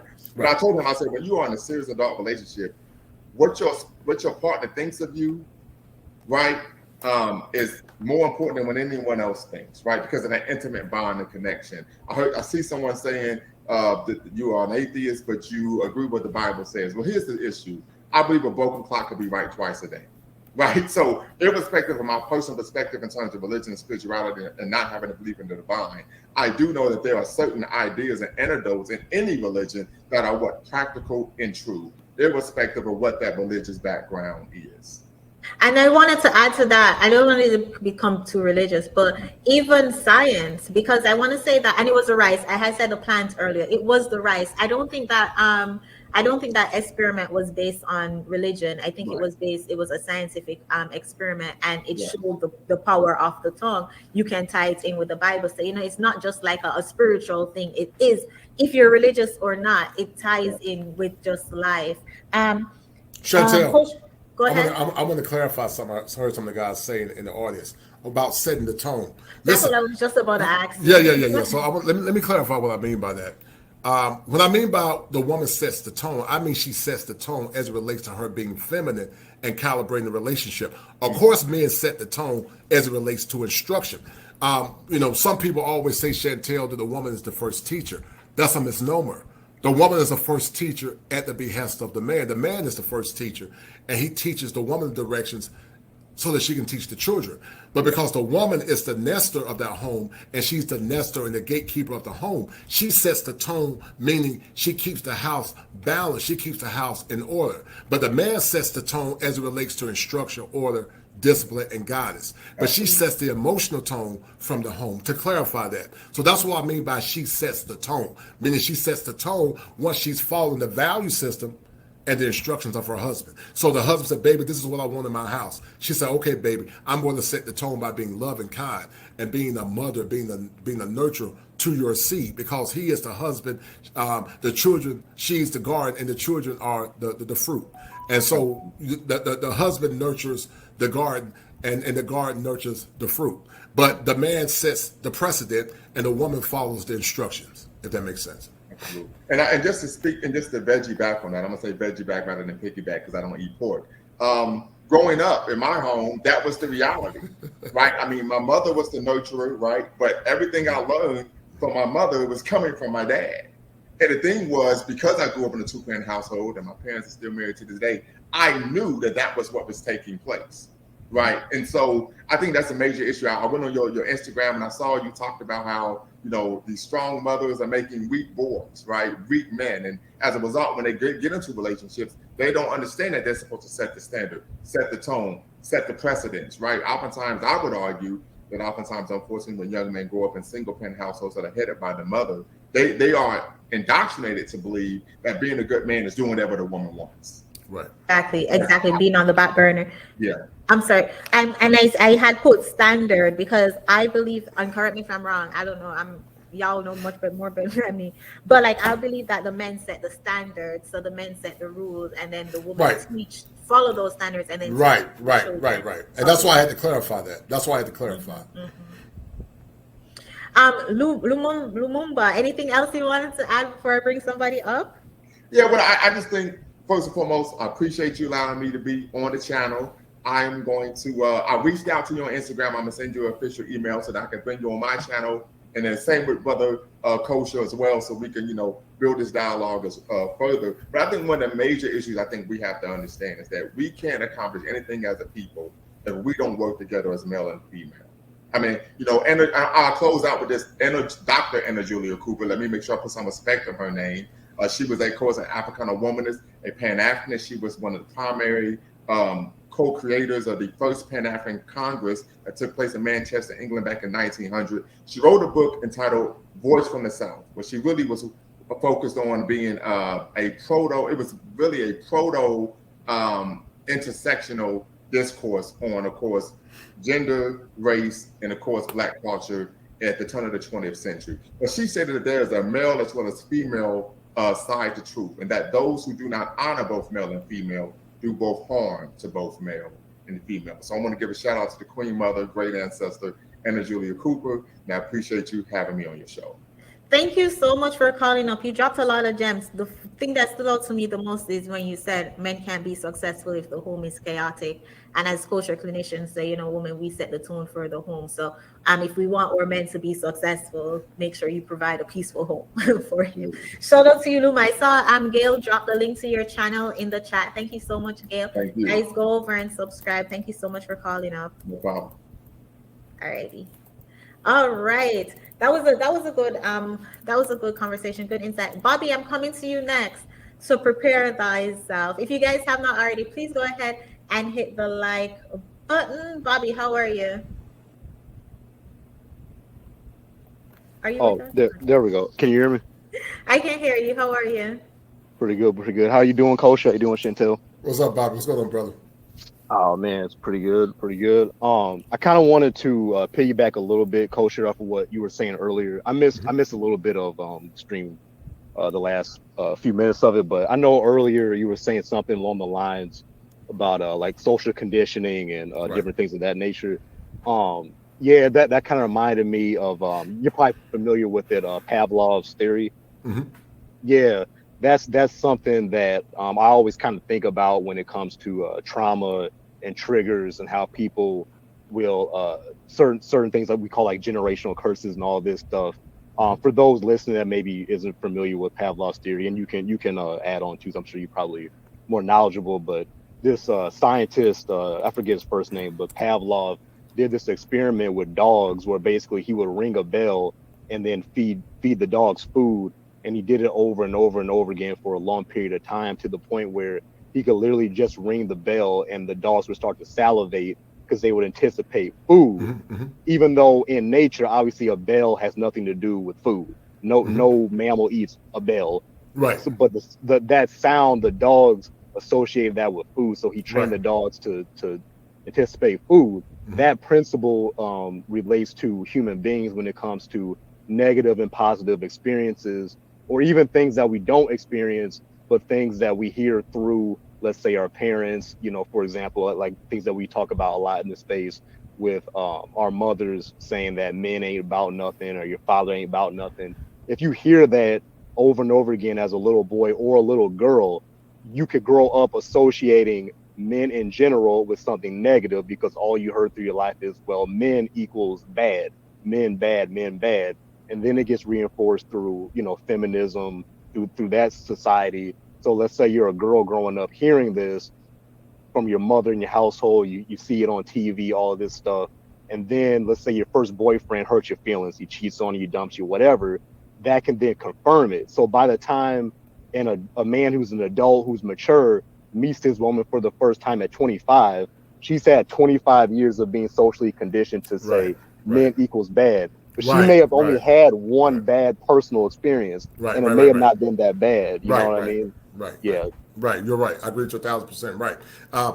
Classic, it was by Pavlov. It talked about classical conditioning, operant conditioning. A lot of men have been conditioned classically by modern women of the West. When they bark, they jump. When they use shaming language as a form of classical conditioning, to say the least. And men have to break that, but you break it by being aware of it. And once you become aware of it, you change it. That's why I said it earlier, that men have to set values. And once they determine what their values are, then they can determine what their boundaries are as well. And that's why men need strong, masculine men in their community. But not only that, fathers that can teach them standards and boundaries. I said before in the past, the things that men accept today, our fathers and our grandfathers will never have accepted it. My dad been married my parents were married for over 50 years. My grandparents, my granddad was married twice. He was a Rolling Stone. But men didn't tolerate what men tolerate today, man. We just didn't tolerate it. But men now, because of how they've been raised, they just tolerate anything. They don't have standards. They accept anything. The bar is very low. And the women know the bar is low. They don't know the bar is low. And we reward bad behavior. And I think we all been guilty of it, including myself, to say the least. And that's when the argument, what comes first, the chicken or the egg? Because then you say, the men, your grandfather and your great grandfather wouldn't tolerate this BS that's going on in society. So it's like a lot of women will hear that and put the blame back on men and say, okay, well, it's y'all's fault why we're hooligans. But then again, it's like, okay, who raised these men who are soft to tolerate this BS? So, it's kind of like a battle of what comes first, the chicken or the egg. Right, or the egg, right. Shout out to Sir Hale Speaks. Thank you so much for being in here. Again, if you can please drop Sir Hale Speaks channel in the chat. Great content creator. Y'all go over and subscribe. Anything else you wanted to add, Bobby? That was a great point, especially with the dog, the experiment with the dog. I shared a couple weeks ago. Whenever I watch Big Bang Theory, I just have to eat Cheetos because I've been programmed to crave Cheetos whenever I'm watching Big Bang Theory. And like the power of the mind and the power of the subconscious mind, how it's easily programmed. That's why I speak out against reality TV shows that's just beep, beep, beep, beep, cursing, right. All this, negativity. And it's like, where the positive influence in media? Who do you want your child, your daughter to emulate in media when all you see in is Bad Girls Club, and if Bad Girls Club is still around, I don't even know, and love and hip hop and people throwing drinks in each other's faces. Anything else you wanted to add, Bobby? I was just saying that's something that I've noticed even just personally with women that I've dated, where they'll say certain things about men. And I'm like, wait a minute, like, when have you experienced this? And usually the response is, oh, well, I've heard. It's always some third party or fourth party thing. And I'm not saying that we can't learn from what other people do or say, but a lot of times they'll get secondhand information or half the story or a third, I should say, because we'll say it's his side, her side, and someone in the middle of the truth. And a lot of times people are getting this, secondhand information a lot of times instead of asking both parties and trying to figure out, okay, well, why in his opinion did he do this?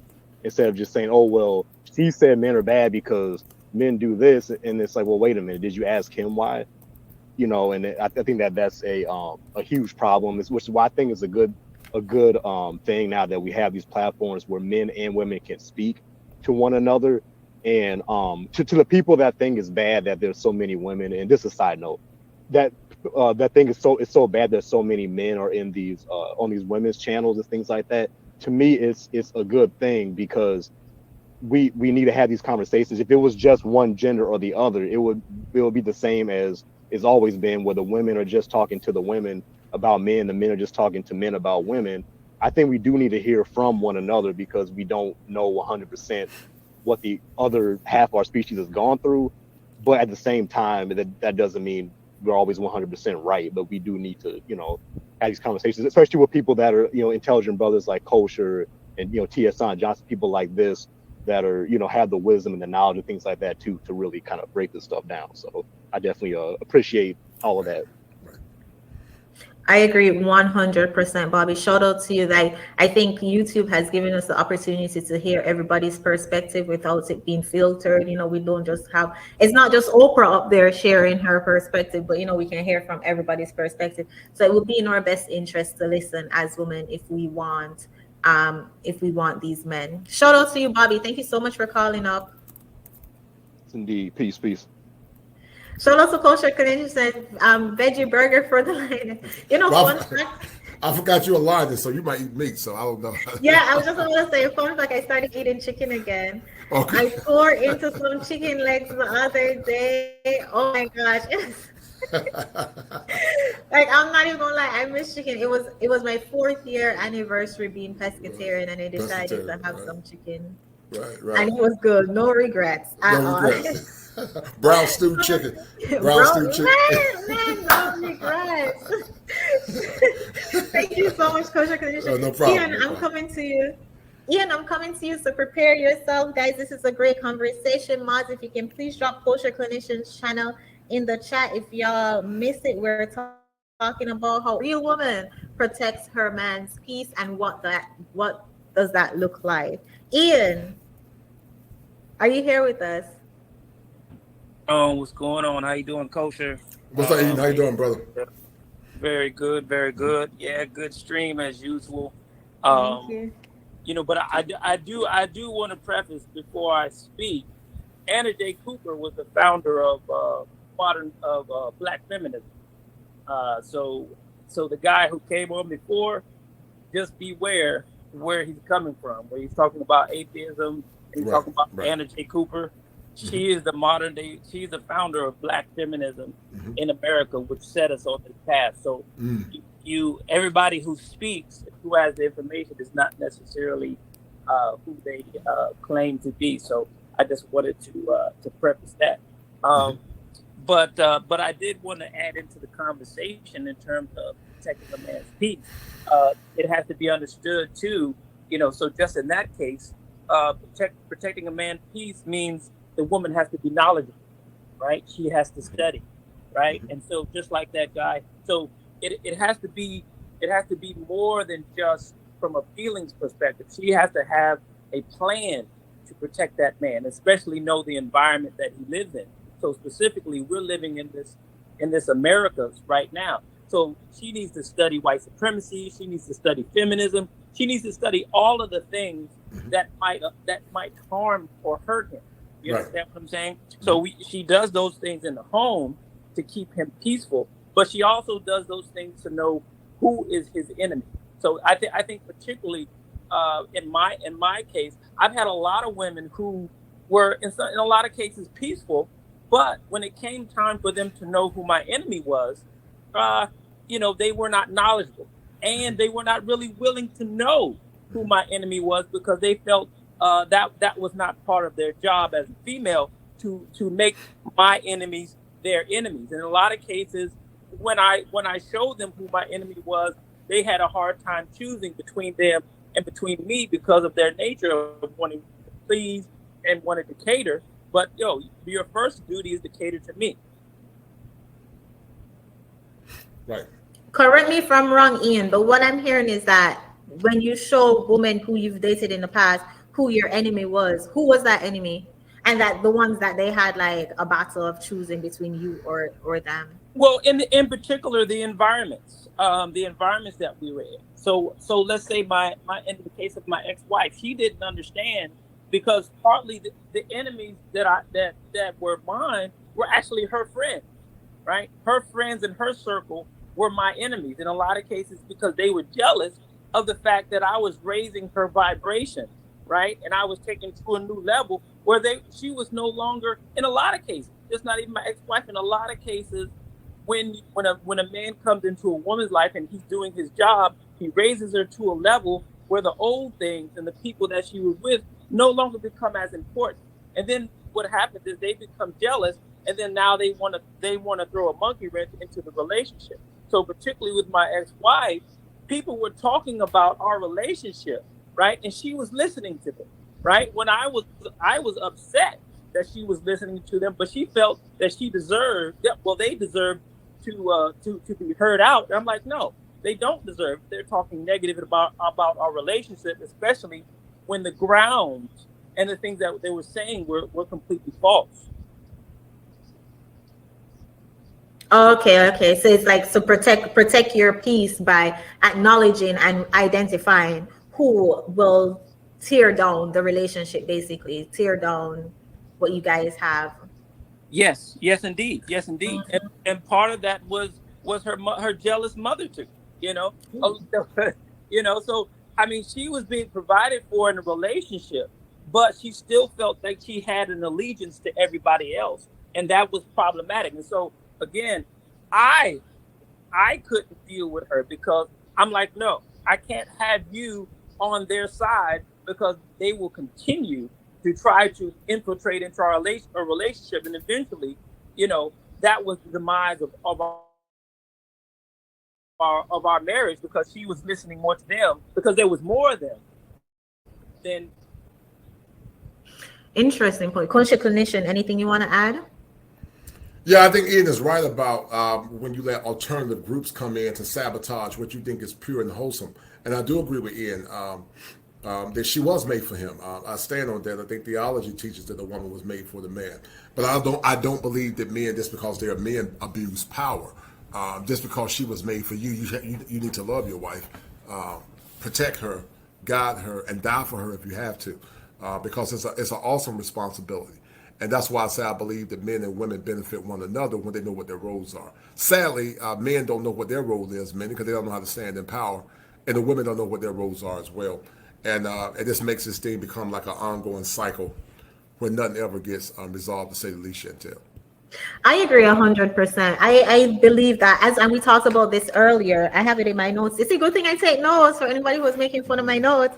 When you said, get off social media, get rid of the exes, get rid of everything that goes against the relationship, because now you're in the marriage, you are his, right? You guys are one. So get rid of anything that is going to be in your ear, telling you, giving you wrong advice. And my sis Christine was in the chat earlier, and she co-signed that, the importance of getting rid of your single friends. And sometimes you have to be wary of your moms, especially if they're single, because they might be giving you inaccurate information and leading you down the wrong path. So I do 100% agree with identifying who the enemy is, because I mean we gotta be honest, because when you were talking, Ian, I thought you were saying the sisterhood, like she has more loyalty to the sisterhood than she would have to you. Well, that too, because she had a friend. I mean, like I said, her whole environment was that.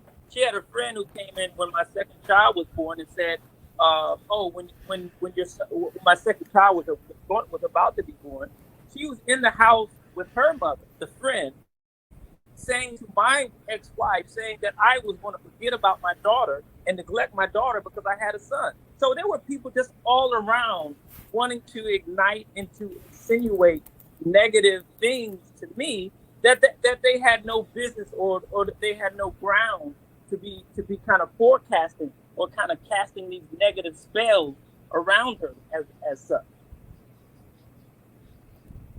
100%. Thank you so much, Ian, for calling up and offering that perspective. Anything else you want to add? Yeah, and I just wanted to say in a lot of those cases, because we're talking about responsibility, because the Bible says cast down, those imaginations. So in a lot of cases, especially with women, they have the imagination that the honeymoon phase of the relationship is going to remain. So essentially, part of the enemy that she needs to attack is the enemy in her own mind and the imagination that just because there was a honeymoon stage and now it is wore off, it doesn't mean necessarily that the man in particular is not on his job. That just means now the real work begins. That's 100% a good point. High expectations can be the enemy. I was watching Snap the other day. Y'all know Snap is my toxic trait. Judge me if you must, but I watched Snap. And one of the episodes, a young lady deleted her husband. They were approaching their 2-year anniversary, and her reason and she was a young Black couple in the military. Her reason for deleting her husband is because he did not buy her enough flowers and he did not take her out, and it's that unrealistic high expectations that she had. She was writing in her journal how much she deserved better and she deserved to be treated like a princess and she deserved this. She thought her solution to that would be to delete her husband. And it's like, as Ian just said, the high expectations can be our number one enemy, and that's because we weren't in the household. We didn't see what a man does, what a real man do. We didn't observe that. So it was Disney and social media that tell us that what these men are supposed to do, and if he's not buying you flowers and he's not doing you this, he's not doing that, then he's no good. So 100%, Ian, high expectations, number one enemy, I would say. And Chantel, I want to piggyback on what you and Ian are saying as well. Sometimes fathers are complicit in their own demise, Chantel and Ian, because they more or less aggrandize a show I did in the past called the Fairy Princess Syndrome. They've done studies, Chantel, that says that post-Y generation or Zennials or Alpha Z or whatever you call it, Zennials with a Z, they are more entitled and have more narcissistic traits. And many times fathers, they assuage that by saying, that's my daughter or that's my little princess. I got 3 girls, but I don't do that goofy stuff. My oldest one is 24, so she's a grown woman. I got a 17-year-old and a 13-year-old. But I don't do that goofy stuff about princess and all that foolish mess. I don't do that because what you're doing, you're not teaching your daughter to come into a relationship respecting her husband's authority. You should love your daughters and guide them, but I don't put my daughters above my principles as a man. I don't give a damn if you cry. Oh, that don't move me. My word is strong and fixed. And you and I both are Leo, Chantel, so we're very fixed. And so I don't care about you crying or shedding no tears. If I say do it, that's the way it's going to be. I'm not going to deviate from my value system as a man. But sometimes fathers, they create the same monsters that they're complaining about because daddy's little girl or daddy's princess, and they come in over identifying or overvaluing themselves, and they never become good wives because they think it's all about them. What that man is doing, that father, but also what that the husband tends to do, that they make that girl become an idol. And when you aggrandize that woman at the behest of your principles and your purpose as a man, that's why so many men, when they get divorces, they commit suicide, Chantel, because they have erected that woman to become an idol. It should be God first, then your purpose, and then your woman. And I'm going to tell you why I say it like that. If your purpose is God, then you're going to automatically take care of your woman. Once your purpose is intact, if she decides to leave you, then you're still intact because you never let her supersede your purpose. Remember, she was made for you. Because she's made for you, her mission is to serve you, to respect you, and honor you. But on the back end, if you're a good man, not a sorry man, not some of these sorry men that lie to women, the snake whisperers, but if you're an honorable man, not an abuser, not a snake whisperer. A righteous, honorable man is going to turn around and give back to that woman tenfold. That's why I said women need to be in alignment with the mission of their husband in order to get the benefits. A righteous man, Chantel, is not going to leave his woman stranded if he happens to go before her in death. A righteous man, Chantel, got a $500,000 policy set aside, or a righteous man got $1 million policy set aside. So if something happens to me, baby, you set because you've been taking care of me as a man. What you said? A whole entire scripture ceremony, a whole conference, a whole everything, just a whole crusade. You know when they have the, you know when they have the 3-day crusade in Barbados and Jamaica. You know they be preaching up in Barbados and Jamaica. Oh my gosh, what's that pastor man? Oh my gosh. Oh, Gino Jennings. Am I right? Am I with the tent outside and everything, Yes, you know. Yes, sir. No, that you spoke a lot of facts, and shout out to Amira from the I don't know if she's still on the Lapeef network, but that's where I met her. She talked about the daddy being your first sin, because it's like, you know, a lot of these dads will sing for these girls, call them their princess, and then even now as adults, these young ladies are saying, oh, if you can't treat me like how my daddy treat me, then I don't want you. And then when you look at her daddy treated her, paying all these bills, you know, making her so entitled, when it's like her dad did her a huge disservice. And I love that you said a lot of these men created women that they complain about, just like how a lot of these women raise men that they complain about. And, you know, we just see the cycle and we're like, where is the change? You know, when does somebody come in and say, enough is enough, right? Like us Leos, whenever Leos talk, I said what I said. Right. Get triggered if you must.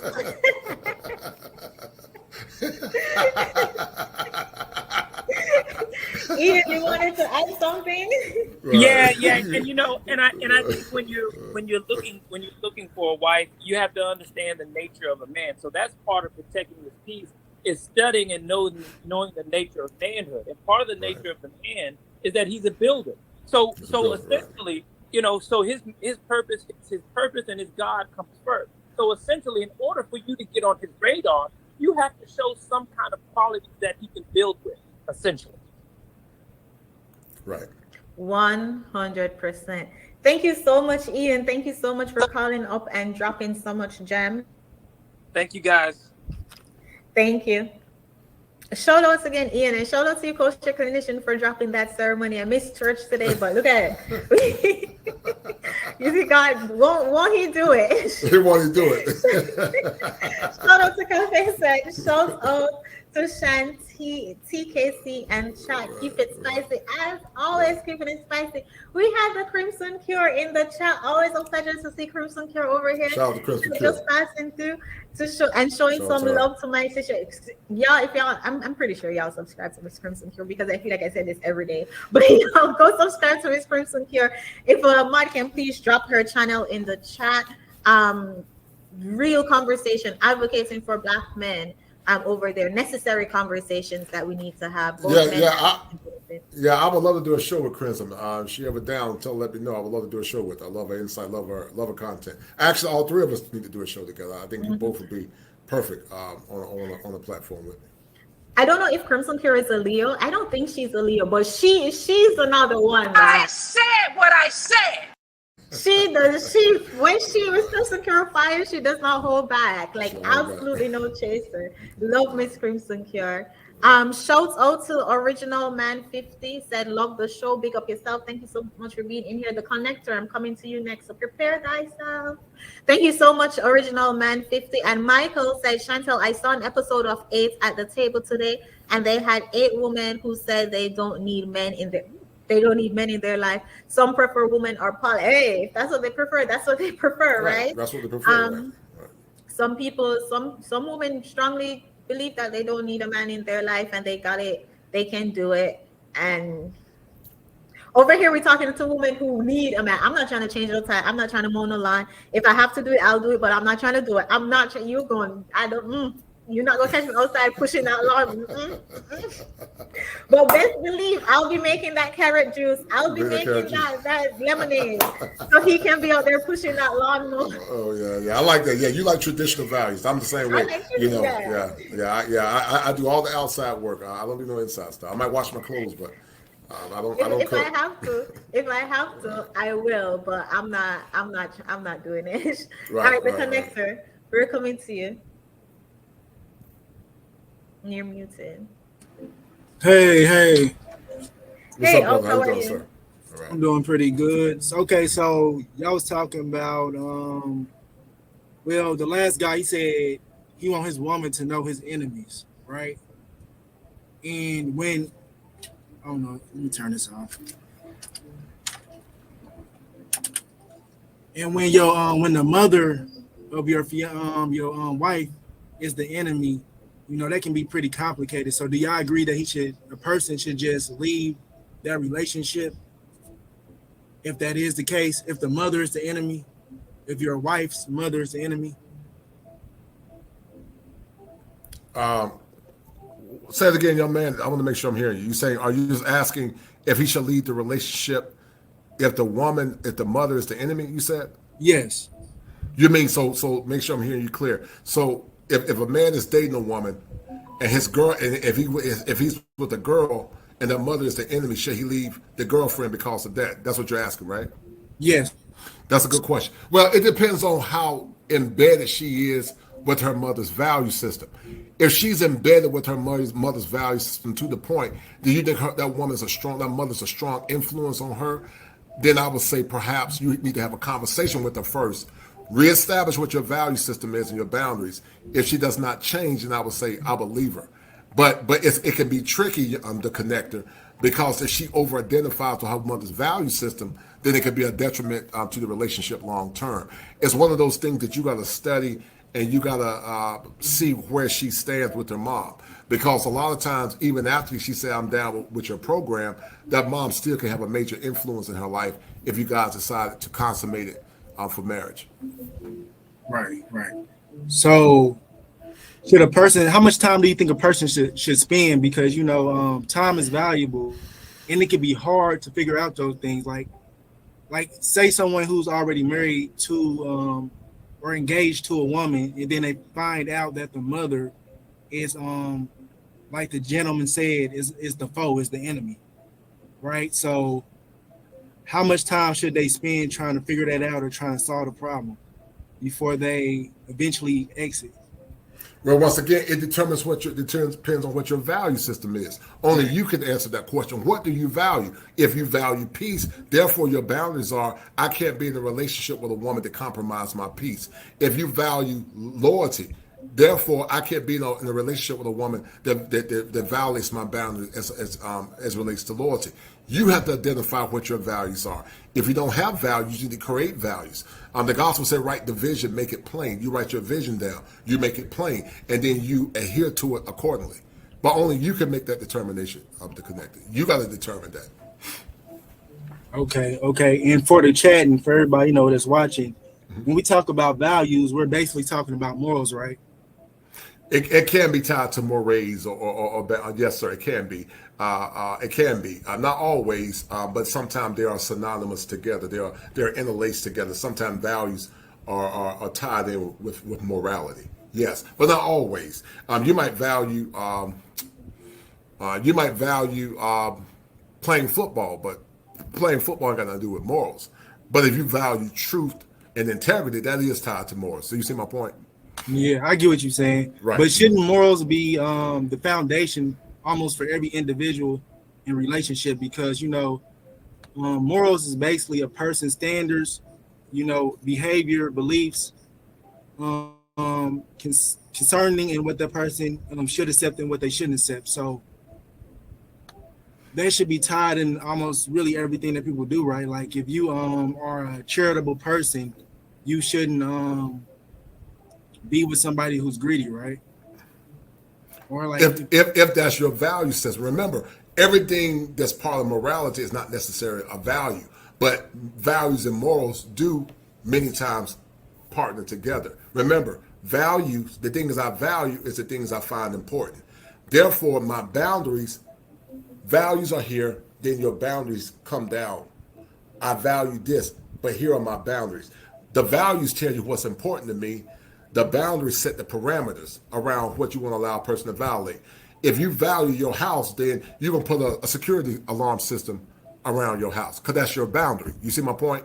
Mm-hmm. But that has nothing to do with morality. But there are some things that you value that is tied to morality. You could say, I value truth. Therefore, my boundaries are do not lie to me because part of my value system is tied to the morality of telling the truth. Does that make sense? Yeah, I get what you're saying. I don't want to knock nobody who's heavily into finances, who dedicate a lot of time to money, because I do myself.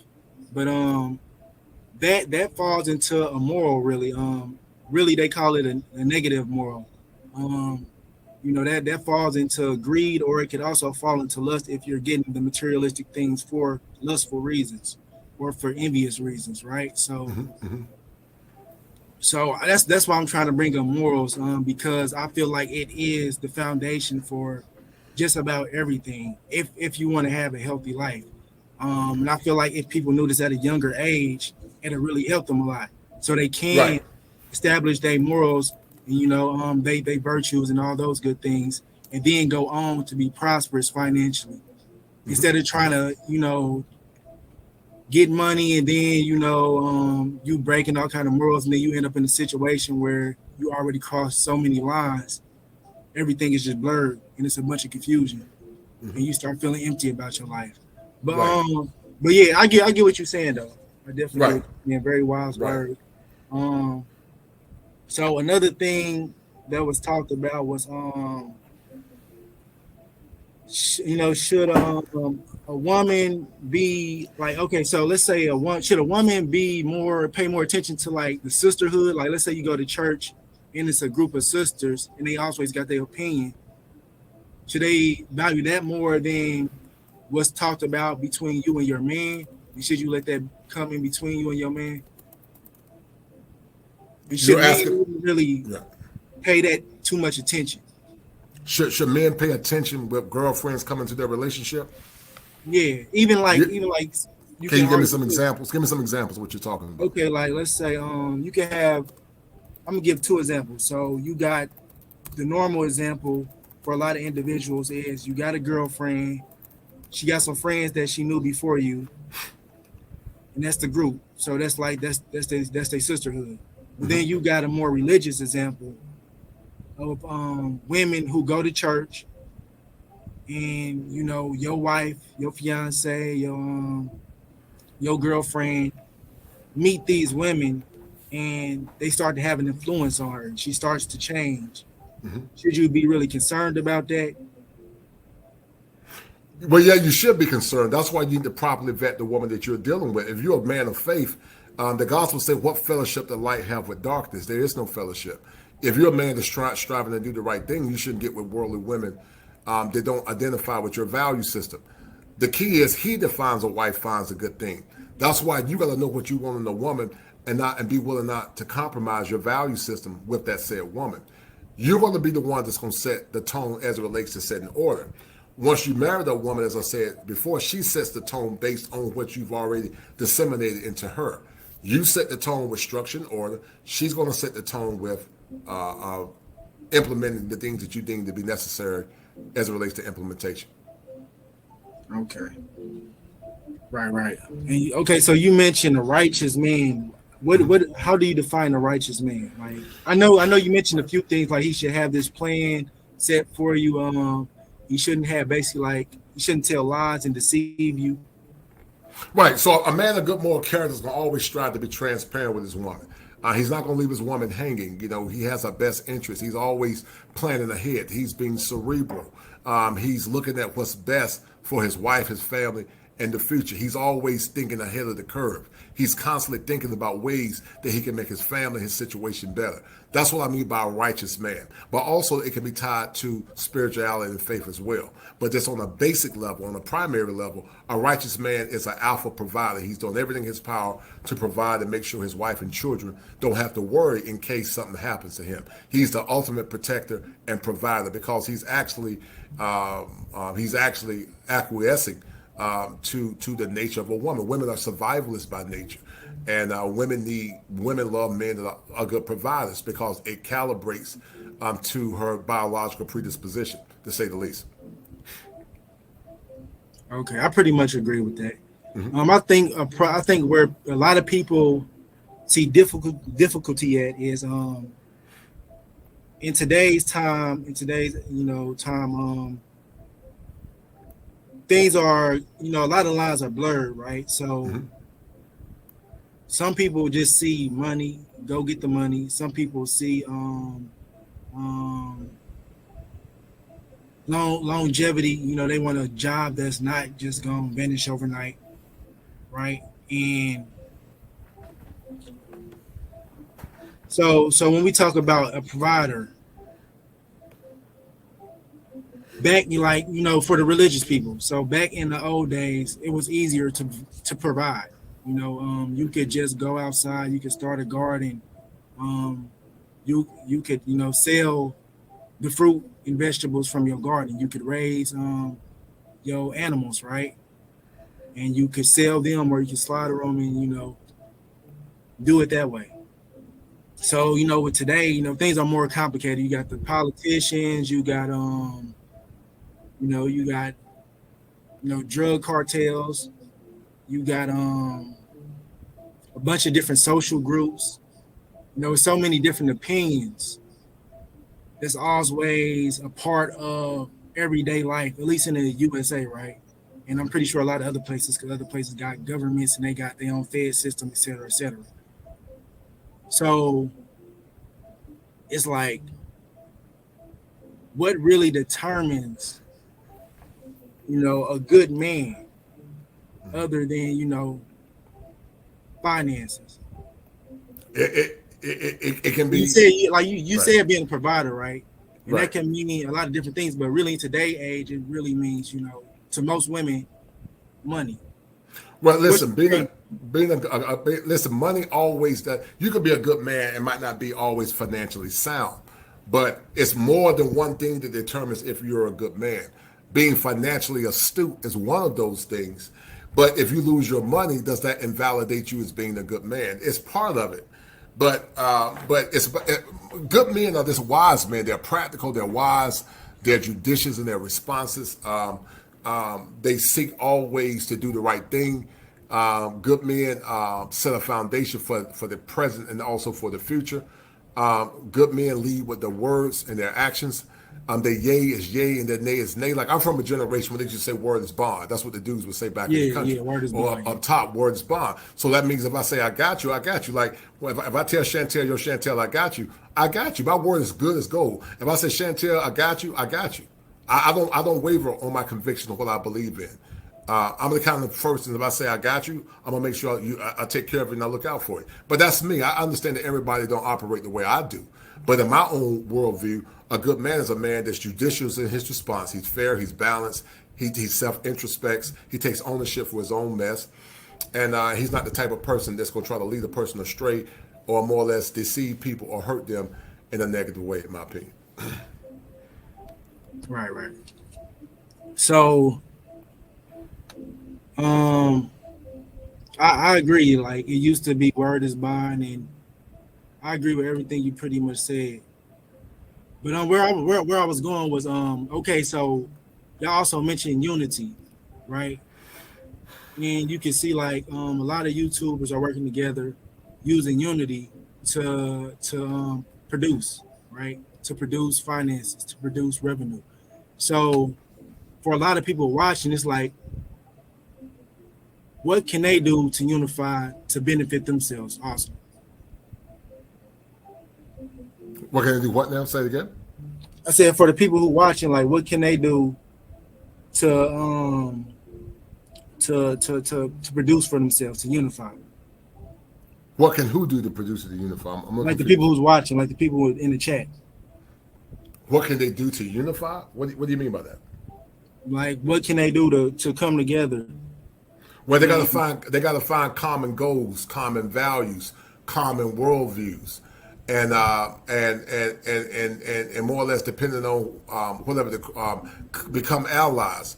But that's all through conversation. You know, many of the people that listen to the show tonight, we have ideologies that are not the same, but we do come to the conclusion that there's a crisis in America between the sexes. There's a crisis in heteronormative masculinity that needs to be addressed.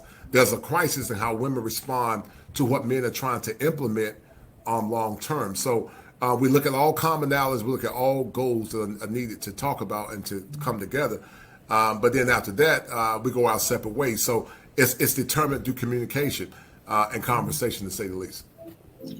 And that's where I was going to go. Okay, so we talked about the men, we talked about unifying, we talked about common goals. And I don't know if you know, but like in history, before, how can I put this? Okay, so you had the Egyptians, right? And supposedly it was other tribes that were spread out across the world. And they found a way to connect with one another, kind of like we do here with YouTube and other social medias, right? Mm-hmm. So how can this be used to take things to the next level? I'm not clear. I'm not clear what you're saying. Connected. Okay.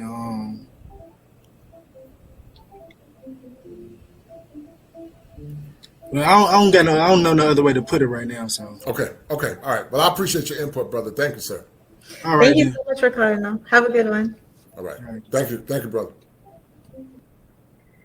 All right. Thank you so much, Kosher Clinician, for answering his questions. Mm-hmm.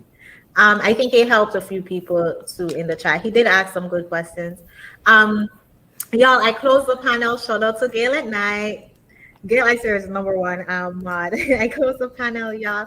Let me there were some super chats that I will get to. My 2 cents, big up yourself, my 2 cents, and said, being agreeable is agreeing with what's right. The truth or the facts of any given situation. As a man with good character, shout out to Sam, I see you in the chat, character, should show this while governing himself and as strives to lead the family. So being agreeable is agreeing with what's right, the truth or the facts of any given situation. As a man with good character should show this while governing himself and strives to lead the family. My 2 cents also said nothing wrong with a woman, but it should be in the spirit of learning or truth rather than feminist motivated combativeness. In this, it doesn't make her a doormat. He also says exception to the rule is if her favorite team is New Orleans State, and yours is the Falcon. Let her be. And thank you so much for saying that, because go Gators. What are your thoughts on that, Kosher Clinician? Which one is that, Chantel? Exception to the rule? What are you talking about? When he said that nothing wrong with a woman questioning her man, but it should be in the spirit of learning or truth rather than feminist motivated combative. Yeah. I agree with that. Yes, ma'am. I agree with that. Right. That's part of communication. Even the gospel say, how would they know unless a preacher be sent? But also part of keeping your woman intact. If she's part of your mission, you have to give instructions, but also explain the instructions to her if she's being sincere. So I don't have a problem with that. I agree with that. I agree 100%. I also like the fact that he said being agreeable is agreeing with what's right, the truth or the facts of any given situation. And I think a lot of times when women hear this, be submissive, be agreeable, they automatically think of the On Your Mama, the Pookie and Ray Rays, the men who can't lead nothing. That they're used to, they automatically think of those, and they can't imagine agreeing with him. Those men that you can't be around, those men that you can't relax your shoulders around because he can't lead nothing. So it's very important to not just be agreeable with any man, but as my 2 cents says, with what's right, the truth, or given situation as a man with good character should show this while governing himself. I saw this comment said, did anyone catch Crimson's video where she stated that all women were feminists until proven otherwise if born in America? What are your thoughts on that? I agree with her. I think some women are what's called defunct or de facto feminists. Even the good women, Chantel, have some unconscious feminist underpinnings that more or less has been embedded in their Christian feminists. You got women that are de facto feminists. So I agree with that. I totally agree with that, because feminism many times is tied to rebellion, especially third and fourth wave feminism. So I agree with Crimson on that. I agree with her 1,000%. She's correct. Yeah, I agree also. And then it's like, it's the culture we are born in, you know, it's the society that we're born in. Shout out to Austin Holloman, the passport bro guy. In a collab, he mentioned that, you know, it's not necessarily the race or anything, it's just the culture. It's American culture. Right? It's American culture. Yes, ma'am. Right, right. You're right. Like, as soon as you come out of your mom, you hearing, oh, be strong, independent, men are crap, you know, like all these things set up to show us that men are beneath us. For some reason, we want to be liberated so badly. And as you said earlier, if they see one woman that's fighting against, or not even fighting against, but supporting her man, then she's considered a pick-me. And we see that quite too often. In wrapping up, Kosher Clinician, thank you so much for giving us your time. We're almost at 2 hours and 30 minutes. That's a long time. Yeah, you dropped some good ceremony though. I'm gonna tell you, like, we were in church. We were in yeah, but you know, I grew up in church. Yeah, I grew up in it. You know, I grew up Church of God in Christ, Pentecostal holiness. So it's in me. I'm gonna actually use this show, Chantel. I'm gonna take that clip and put it in the front. But I'm gonna use it and upload it again on my channel. You did an awesome job. Excellent questions, man. And I'm always grateful and honored, Chantel, that I can come on your platform and inspire you. I'm very proud of you. I'm proud of your future and the things that God got for you and your future mate. And if anybody would wonder if you fake, in my heart, you're the real deal. I've studied you, and you're very consistent, man. And you're just like me. You're genuine. So. You know, I really appreciate you having me on your platform. We have this conversation. It's always like Christmas time every time we get together, man. We're always cutting up, man. But I really appreciate having the opportunity to be up here tonight. Thank you so much. It's always a pleasure to have you, Mods. If you can play, or else Gail already do. Guys, please go over and subscribe to the Kosher Clinicians channel. Positive information, positive Black media from a Black man and a great therapist, guys. You know, we're not with these therapists anymore. We're retiring these therapists. All right. So y'all, I had seen Gail drop your email. I'll just leave her up there with me. I saw the comment where Gail dropped your email in the chat. Gail, if you don't mind doing it again, if I don't find Shout out it. to Gail, man. Oh, here it is. Here's it. Non-diagnostic consultation with Kosher Clinician. You mind telling us more about that? What's that about? Well, a non-diagnostic consultation, Chantel, is not a true diagnosis with a clinical diagnosis. Meaning, when I diagnose clients, we do it based on the DSM-5, where we're planning a treatment model. So you diagnose, you treat, you evaluate, you discharge. But a non-diagnostic consultation is not more or less coming up with the diagnoses, but it's more or less giving parameters around the pathology that you are dealing with. And then what I do is take that, interpret that, and use theoretical and practical knowledge to help you eradicate some of the things that you're dealing with so that you can become a better person in a functional and a whole perspective. So it's basically taking my clinical training outside of diagnosing you clinically, because if you live in another state, because of comity law, I'll get in trouble. I cannot diagnose, but I can consult based on what I've been trained to do. And correct me if I'm wrong, but you don't be like this over there. No, I don't be this shit. But you know what? Sad as Chantel, there are some people that are therapists. They got into the mental health profession because they had unconscious mental health issues, and they became professions to help them understand their own pathology. So yeah. You know, there are some women, Chantel, they became therapists because they are narcissists and they love the attention of their clients. So So yeah, some people get in it for the wrong reason, but yeah, this young lady she definitely got some issues, man. For those of y'all who don't know, this is what TikTok therapist, the toxic therapist over on TikTok from a couple months ago who called all black men does this. Again, kosher clinician, thank you so much for giving us your time. No doubt. Thank you so much for joining us, and we'll talk soon. All right, dear. Be well. Take care. It was a pleasure. Have a good one. All right, be good. Bye-bye. Y'all, this was such a great show. We learned a lot, got a lot of gems. Thank you so much for everybody who called up. If y'all just coming in, we're wrapping up. We were talking about a real woman protects her man's peace, right? We watched a couple of videos. We talked about how it seems as though black women, we run to the opportunity to belittle black men. This is us when people talking about, oh, black men ain't sugar, honey, icy. This is us. Right, we run into that conversation to talk about how toxic black men are, how all of them cheat, how they this, how they that, and then you ask them, sis, say something nice about black men, say something positive about black men, and it's crickets. Y'all better go to y'all bed, because if you're waiting, this was her when put on the spot to say something nice about black men. This was her. Say something positive about black men, even though they can be acting up, talking about all the negativity. But hey, it is what it is, and we continue to use our channel. Shout out to Real Precious. Thank you so much for pulling us, sis. We continue to use our channels to call it out, to highlight it, and to shame it, because we shame the behaviors, right? And this is the only way we're going to stop these behaviors, by calling out what's right and what's wrong.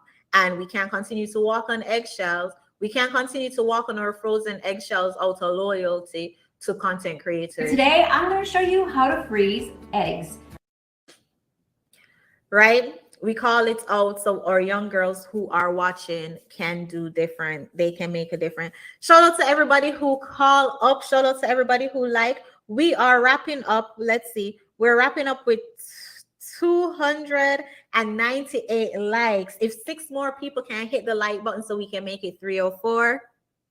We're cheesy, but that's all we do. Again, pick up everybody who donated to the channel. Y'all didn't, but you did. I did not play this the whole time. You got money. He got money. I'm just trying to figure out who trying to get flued out there. You trying to get flued out, bitch, or what, man? Yo, with you, man. We are at 301.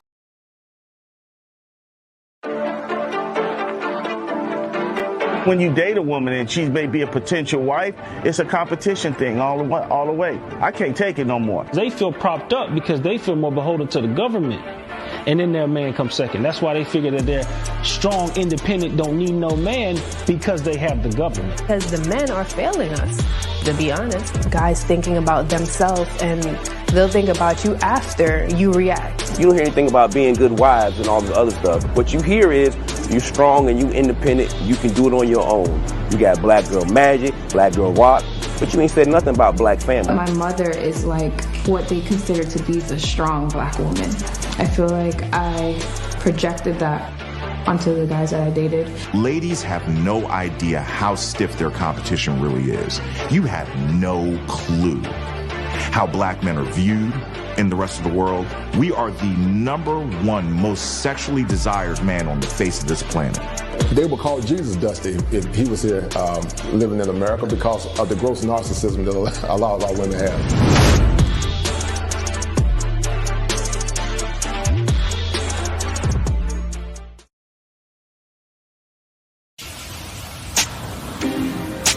I'm tired of America. I'm tired of America. So I'm hitting Richie on the net. I got the tickets, that's a bet. We need the link, my brother set it up. Damn, I didn't had enough. Ooh, I won't lie. Can I get a little shake with them fries? My skin tone is matching your eyes. Black men, you know we like them thighs. And baby, she can do it all. Your land is my land. Cut through.